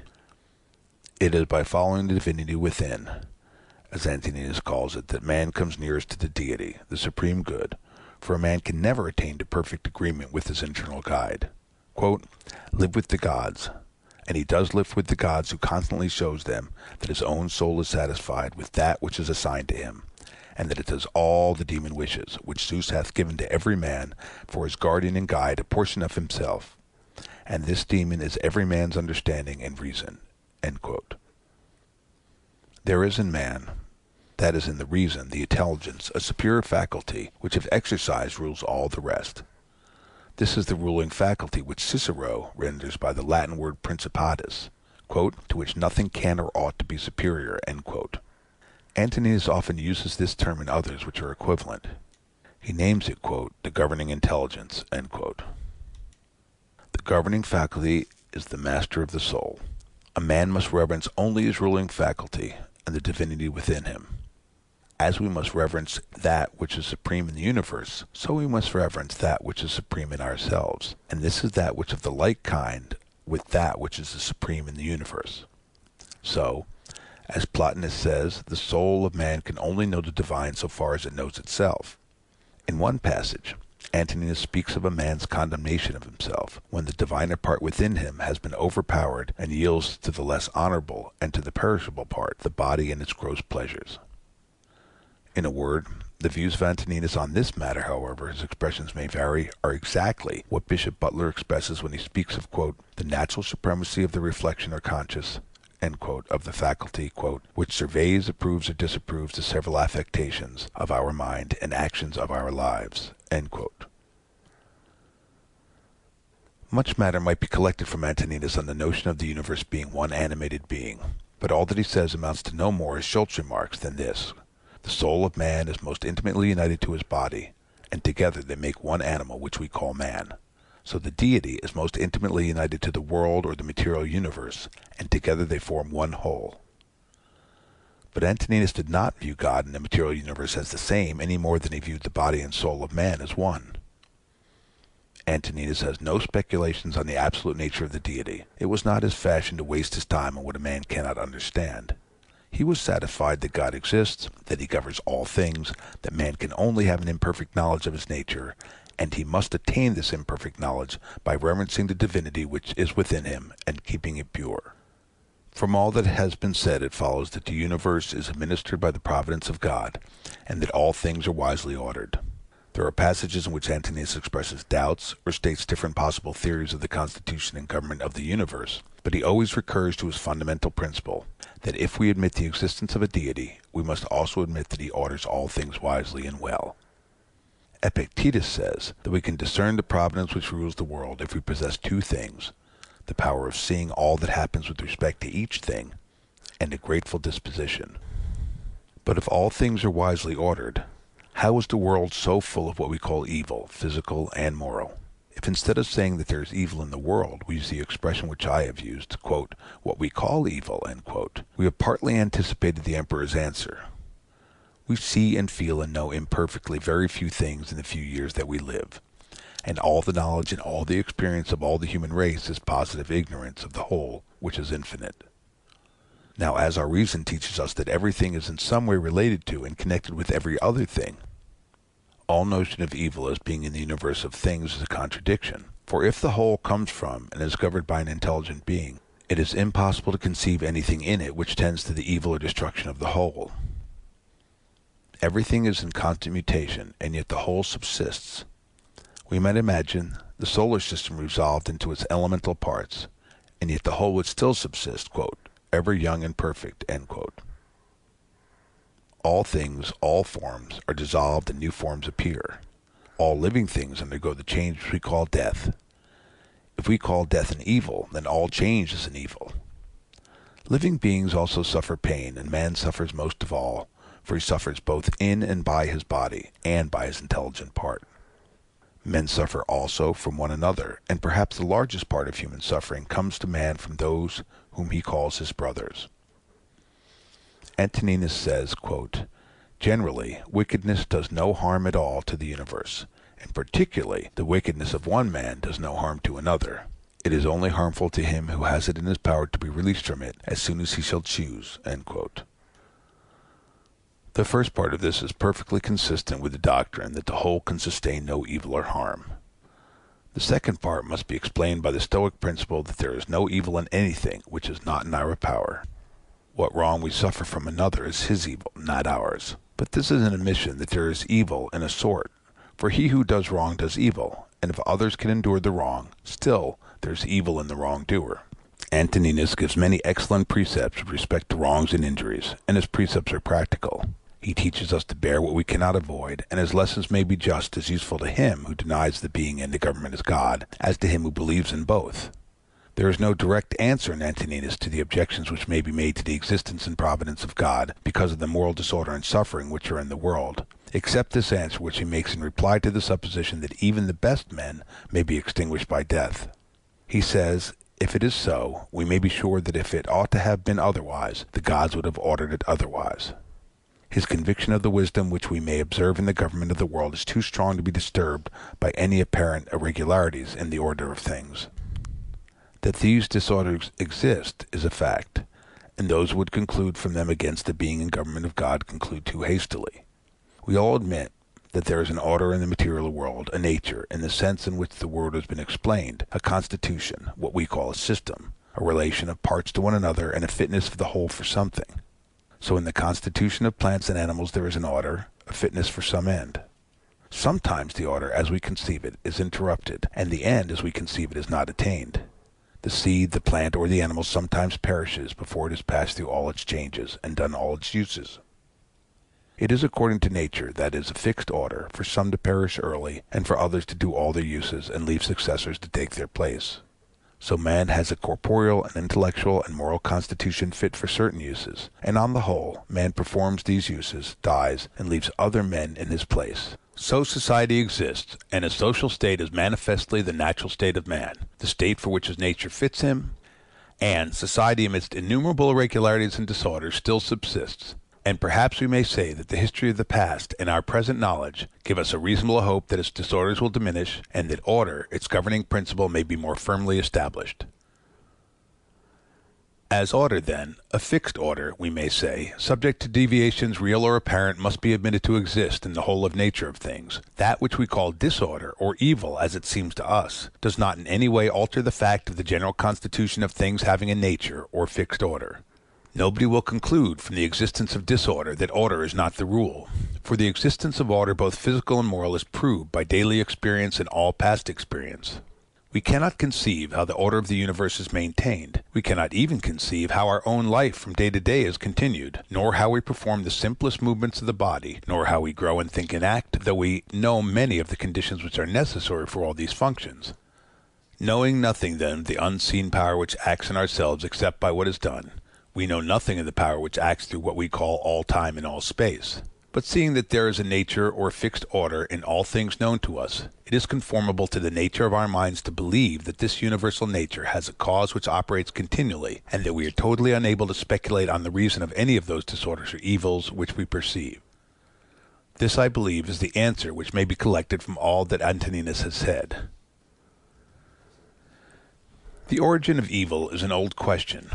Achilles tells Priam that Zeus has two casks, one filled with good things and the other with bad, and that he gives to men out of each according to his pleasure, and so we must be content, for we cannot alter the will of Zeus.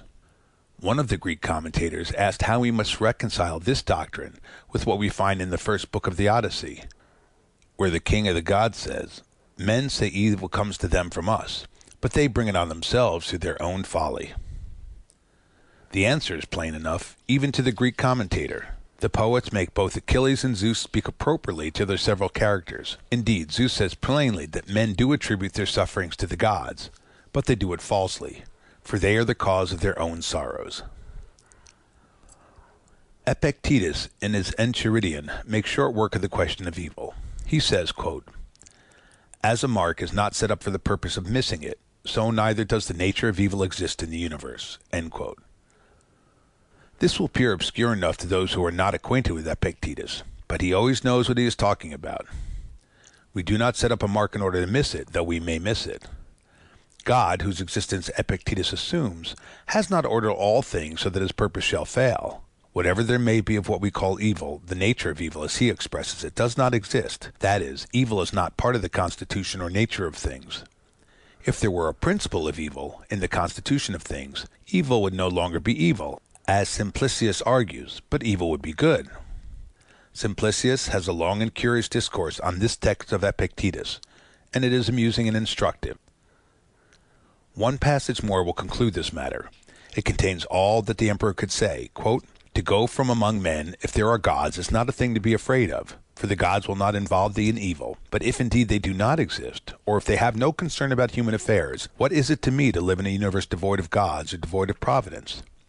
But in truth they do exist, and they do care for human things, and they have put all the mean in man's power to enable him not to fall into real evils. And as to the rest, if there was anything evil, they would have provided for this also, that it should be altogether in a man's power not to fall into it. But that which does not make a man worse, how can it make a man's life worse? But neither through ignorance, nor having the knowledge, but not the power to guard against or correct these things, is it possible that the nature of the universe has overlooked them? Nor is it possible that it has made so great a mistake, either through want of power or want of skill, that good and evil shall happen indiscriminately to the good and the bad. But death certainly, and life, honor, and dishonor, pain and pleasure, all these things equally happen to good and bad men, being things which make us neither better nor worse. Therefore they are neither good nor evil." End quote. The ethical part of Antoninus' philosophy follows from his general principles. The end of all his philosophy is to live conformably to nature, both a man's own nature and the nature of the universe. Bishop Butler has explained what the Greek philosophers meant when they spoke of living according to nature, and he says that when it is explained as he has explained it and as they understood it, it is, quote, "a manner of speaking not loose and undeterminate, but clear and distinct, strictly just and true." End quote. To live according to nature is to live according to a man's whole nature, not according to a part of it, and to reverence the divinity within him as the governor of all his actions. Quote, to the rational animal, the same act is according to nature and according to reason. End quote.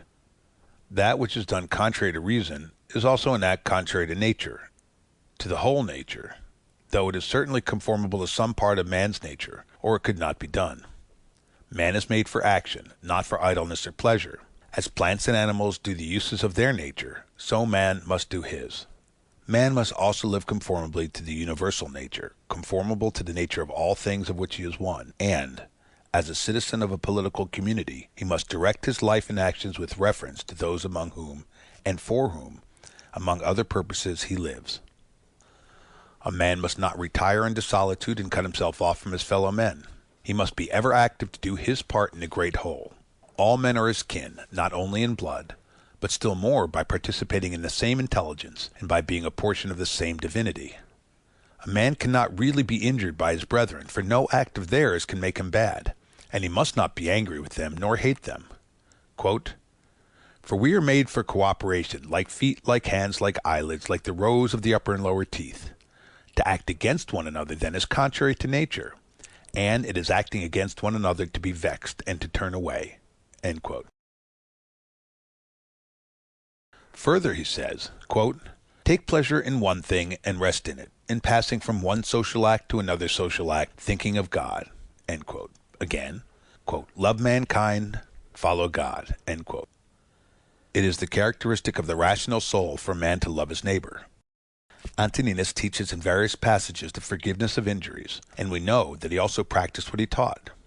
Bishop Butler remarks that, quote, this divine precept to forgive injuries and to love our enemies, though to be met with gentile moralists, yet is in a particular sense a precept of Christianity, as our Savior has insisted more upon it than on any other single virtue. End quote. The practice of this precept is the most difficult of all virtues. Antoninus often enforces it and gives us aid towards following it. When we are injured, we feel anger and resentment, and the feeling is natural, just, and useful for the conservation of society. It is useful that wrongdoers should feel the natural consequences of their actions, among which is the disapprobation of society and the resentment of him who is wronged. But revenge, in the proper sense of that word, must not be practiced. Quote, the best way of avenging thyself, end quote, says the emperor, quote, is not to become like the wrongdoer. End quote. It is plain by this that he does not mean that we should in any case practice revenge, but he says to those who talk of revenging wrongs, be not like him who has done the wrong. Socrates in the Credo says the same in other words, and St. Paul, quote, when a man has done thee any wrong, immediately consider with what opinion about good or evil he has done wrong. For when thou hast seen this, thou wilt pity him, and wilt neither wonder nor be angry. End quote. Antoninus would not deny that wrong naturally produces the feeling of anger and resentment, for this is implied in the recommendation to reflect on the nature of the man's mind who has done the wrong, and then you will have pity instead of resentment. And so it comes to the same as St. Paul's advice to be angry and sin not, which, as Butler well explains it, is not a recommendation to be angry, which nobody needs, for anger is a natural passion, but it is a warning against allowing anger to lead us into sin. In short, the emperor's doctrine about wrongful acts is this: wrongdoers do not know what good and bad are. They offend out of ignorance, and in the sense of the Stoics, this is true. Though this kind of ignorance will never be admitted as a legal excuse, and ought not to be admitted as a full excuse in any way by society, there may be grievous injuries, such as it is in a man's power to forgive without harm to society. And if he forgives because he sees that his enemies know not what they do, he is acting in the spirit of the sublime prayer, quote, Father, forgive them, for they know not what they do. End quote. The emperor's moral philosophy was not a feeble, narrow system which teaches man to look directly to his own happiness, though a man's happiness or tranquility is indirectly promoted by living as he ought to do. A man must live conformably to the universal nature, which means, as the emperor explains it in many passages, that a man's action must be conformable to his true relations to all other human beings, both as a citizen of a political community and as a member of the whole human family. This implies, and he often expresses it in the most forcible language, that a man's words and actions, so far as they affect others, must be measured by a fixed rule, which is their consistency with the conservation and the interests of the particular society of which he is a member, and of the whole human race. To live conformably to such a rule, a man must use his rational faculties in order to discern clearly the consequences and full effect of all his actions and of the actions of others. He must not live a life of contemplation and reflection only, though he must often retire within himself to calm and purify his soul by thought, but he must mingle in the work of man and be a fellow laborer for the general good. A man should have an object or purpose in life, that he may direct all his energies to it, of course a good object. He who has not one object or purpose of life cannot be one and the same all through his life. Bacon has a remark to the same effect on the best means of, quote, reducing of the mind unto virtue and good estate, which is the electing and propounding unto a man self-good and virtuous ends of his life, such as may be in a reasonable sort within his compass to attain. End quote. He is a happy man who has been wise enough to do this when he was young and has had the opportunities. But the emperor, seeing well that a man cannot always be so wise in his youth, encourages him to do it when he can, and not to let his life slip away before he has begun. He who can propose to himself good and virtuous ends of life and be true to them cannot fail to live conformably to his own interest and universal interest, for in the nature of things they are one. If a thing is not good for the hive, it is not good for the bee. One passage may end this matter. Quote, if the gods have determined about me and about the things which must happen to me, they have determined well, for it is not easy even to imagine a deity without forethought. And as to doing me harm, why should they have any desire towards that? For what advantage would result to them for this or to the whole, which is the special object of their providence? But if they have not determined about me individually, they have certainly determined about the whole at least, and the things which happen by way of sequence in this general arrangement I ought to accept with pleasure, and to be content with them. But if they determine about nothing, which it is wicked to believe, or if we do believe it, let us neither sacrifice, nor pray, nor swear by them, nor do anything else which we do as if the gods were present and lived with us. But if, however, the gods determine about none of these things which concern us, I am able to determine about myself, and I can inquire about that which is useful, and that is useful to every man which is conformable to his own constitution and nature. But my nature is rational and social, and my city and country, so far as I am Antoninus, is Rome. But so far as I am a man, it is the world. The things, then, which are useful to these cities are alone useful to me. It would be tedious, and it is not necessary, to state that the emperor's opinions on all the ways in which a man may profitably use his understanding towards perfecting himself in practical virtue. The passages to this purpose are in all parts of his book, but as they are in no order or connection, a man must use the book a long time before he will find out all that is in it. A few words may be added here. If we analyze all other things, we find how insufficient they are for human life, and how truly worthless many of them are. Virtue alone is indivisible, one and perfectly satisfying. The notion of virtue cannot be considered vague or unsettled, because a man may find it difficult to explain the notion fully to himself, or to expound it to others in such a way as to prevent confusion. Virtue is a whole, and no more consists of parts than man's intelligence does, and yet we speak of various intellectual faculties as a convenient way of expressing the various powers which man's intellect shows by his works. In the same way, we may speak of various virtues or parts of virtue in a practical sense, for the purpose of showing what particular virtues we ought to practice in order to exercise of the whole of virtue, that is, as much as man's nature is capable of. The prime principle in man's constitution is social. The next in orders is not to yield to the persuasions of the body, when they are not conformable to the rational principle, which must govern. The third is freedom from error and from deception. Quote, let then the ruling principle holding fast to these things go straight on, and it has what is its own. End quote. The emperor selects justice as the virtue which is the basis of all the rest, and this had been said long before his time. It is true that all people have some notion of what is meant by justice as a disposition of the mind, and some notion about acting in conformity to this disposition.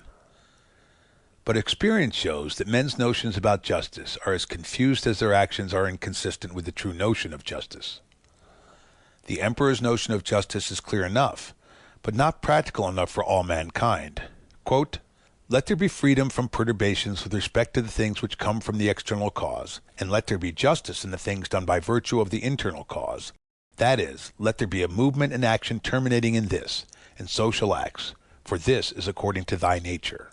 End quote. In another place, he says that, quote, he who acts unjustly acts impiously, end quote, which follows, of course, from all that he says in various places. He insists on the practice of truth as a virtue and as a means to virtue, which it no doubt is, for lying even in indifferent things weakens the understanding, and lying maliciously is as great a moral offense as man can be guilty of, viewed both as showing an habitual disposition and viewed with respect to consequences. He couples the notion of justice with action.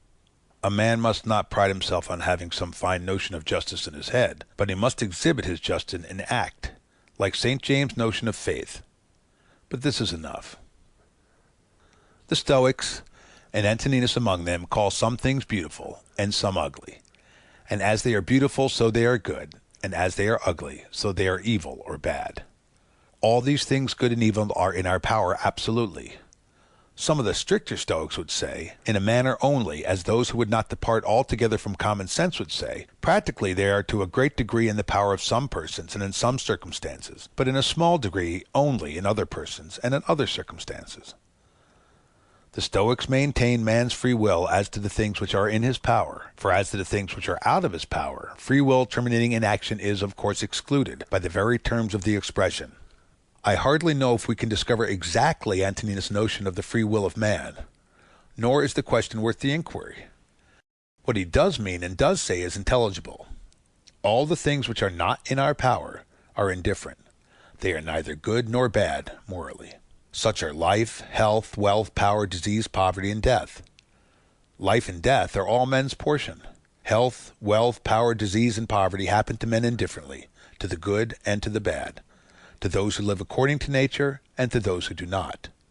Quote, life, says the emperor, is a warfare and a stranger's sojourn, and after fame is oblivion. End quote. After speaking of those men who have disturbed the world and then died, and of the death of philosophers such as Heraclitus and Democritus, who was destroyed by lice, and of Socrates, whom other lice, his enemies, destroyed, he says, quote, what means all this? Thou hast embarked, thou hast made the voyage, thou art come to shore, get out. If indeed to another life there is no want of gods, not even there.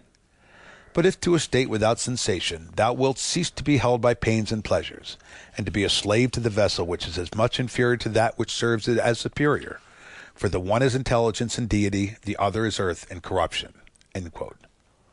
It is not death that man should fear, but he should fear never beginning to live according to his nature. Every man should live in such a way as to discharge his duty, and to trouble himself about nothing else. He should live such a life that he shall always be ready for death, and shall depart content when the summons comes. For what is death? Quote, a cessation of the impressions through the senses, and of the pulling of the strings which move the appetites, and of the discursive movements of the thoughts, and of the service to the flesh. End quote. Death is such as generation is, a mystery of nature. In another passage, the exact meaning of which is perhaps doubtful, he speaks of the child which leaves the womb, and so he says the soul at death leaves its envelope. As the child is born or comes into life by leaving the womb, so the soul may, on leaving the body, pass into another existence which is perfect. I'm not sure if this is the emperor's meaning. Antoninus' opinion of a future life is nowhere clearly expressed. His doctrine of the nature of the soul of necessity implies that it does not perish absolutely, for a portion of divinity cannot perish. The opinion is at least as old as the time of Epicharmus and Euripides. What comes from the earth goes back to the earth, and what comes from heaven, the divinity, returns to him who gave it. But I find nothing clear in Antoninus as to the notion of the man existing after death, so as to be conscious of his sameness with the soul which occupied his vessel of clay. He seemed to be perplexed on this matter, and finally to have rested in this, that God or the gods will do whatever is best and consistent with the universality of things. Nor, I think, does he speak conclusively on another Stoic doctrine, which some Stoics practice, the anticipating the regular course of nature by man's own act. The reader will find some passages in which this is touched on, and he may make of them what he can. But there are passages in which the emperor encourages himself to wait for the end patiently and with tranquility, and certainly it is consistent with all his best teaching that a man should bear all that falls to his lot and do useful acts as long as he lives. He should not therefore abridge the time of his usefulness by his own act. Whether he contemplates any possible cases in which a man should die by his own hand, I cannot tell, and the matter is not worth a curious inquiry, for I believe it would not lead to any certain result as to his opinion on this point.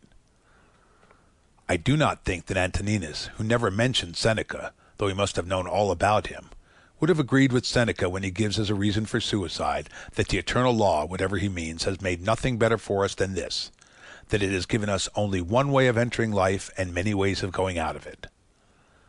The ways of going out indeed are many, and that is a good reason for a man taking care of himself. Happiness was not the direct object of a Stoic's life. There is no rule of life contained in the precept that a man should pursue his own happiness. Many men think that they are seeking happiness when they are only seeking the gratification of some particular passion, the strongest that they have. The end of a man is, as already explained, to live conformably to nature, and he will thus obtain happiness, tranquility of mind, and contentment. As a means of living conformably to nature, he must study the four chief virtues, each of which has its proper sphere: wisdom, or the knowledge of good and evil; justice, or the giving to every man his due; fortitude, or the enduring of labor and pain; and temperance, which is moderation in all things. By thus living conformably to nature, the Stoic obtained all that he wished or expected. His reward was in his virtuous life, and he was satisfied with that. Some Greek poet long ago wrote, quote, "For virtue only of all human things takes reward not from the hands of others. Virtue herself rewards the toils of virtue." End quote.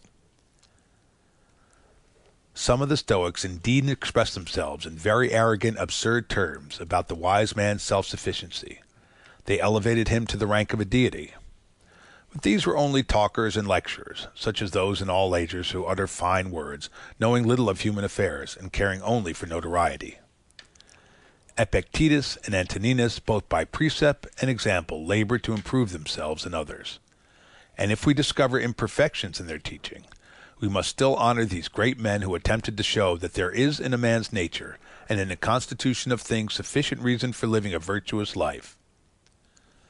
It is difficult enough to live as we ought to live, difficult even for any man to live in such a way as to satisfy himself, if he exercises only in a moderate degree the power of reflecting upon and reviewing his own conduct.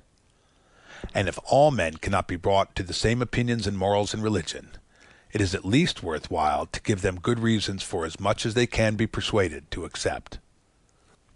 End Meditations of Marcus Aurelius Antoninus, Section 14, The Philosophy of Antoninus by George Long. End of Meditations of Marcus Aurelius.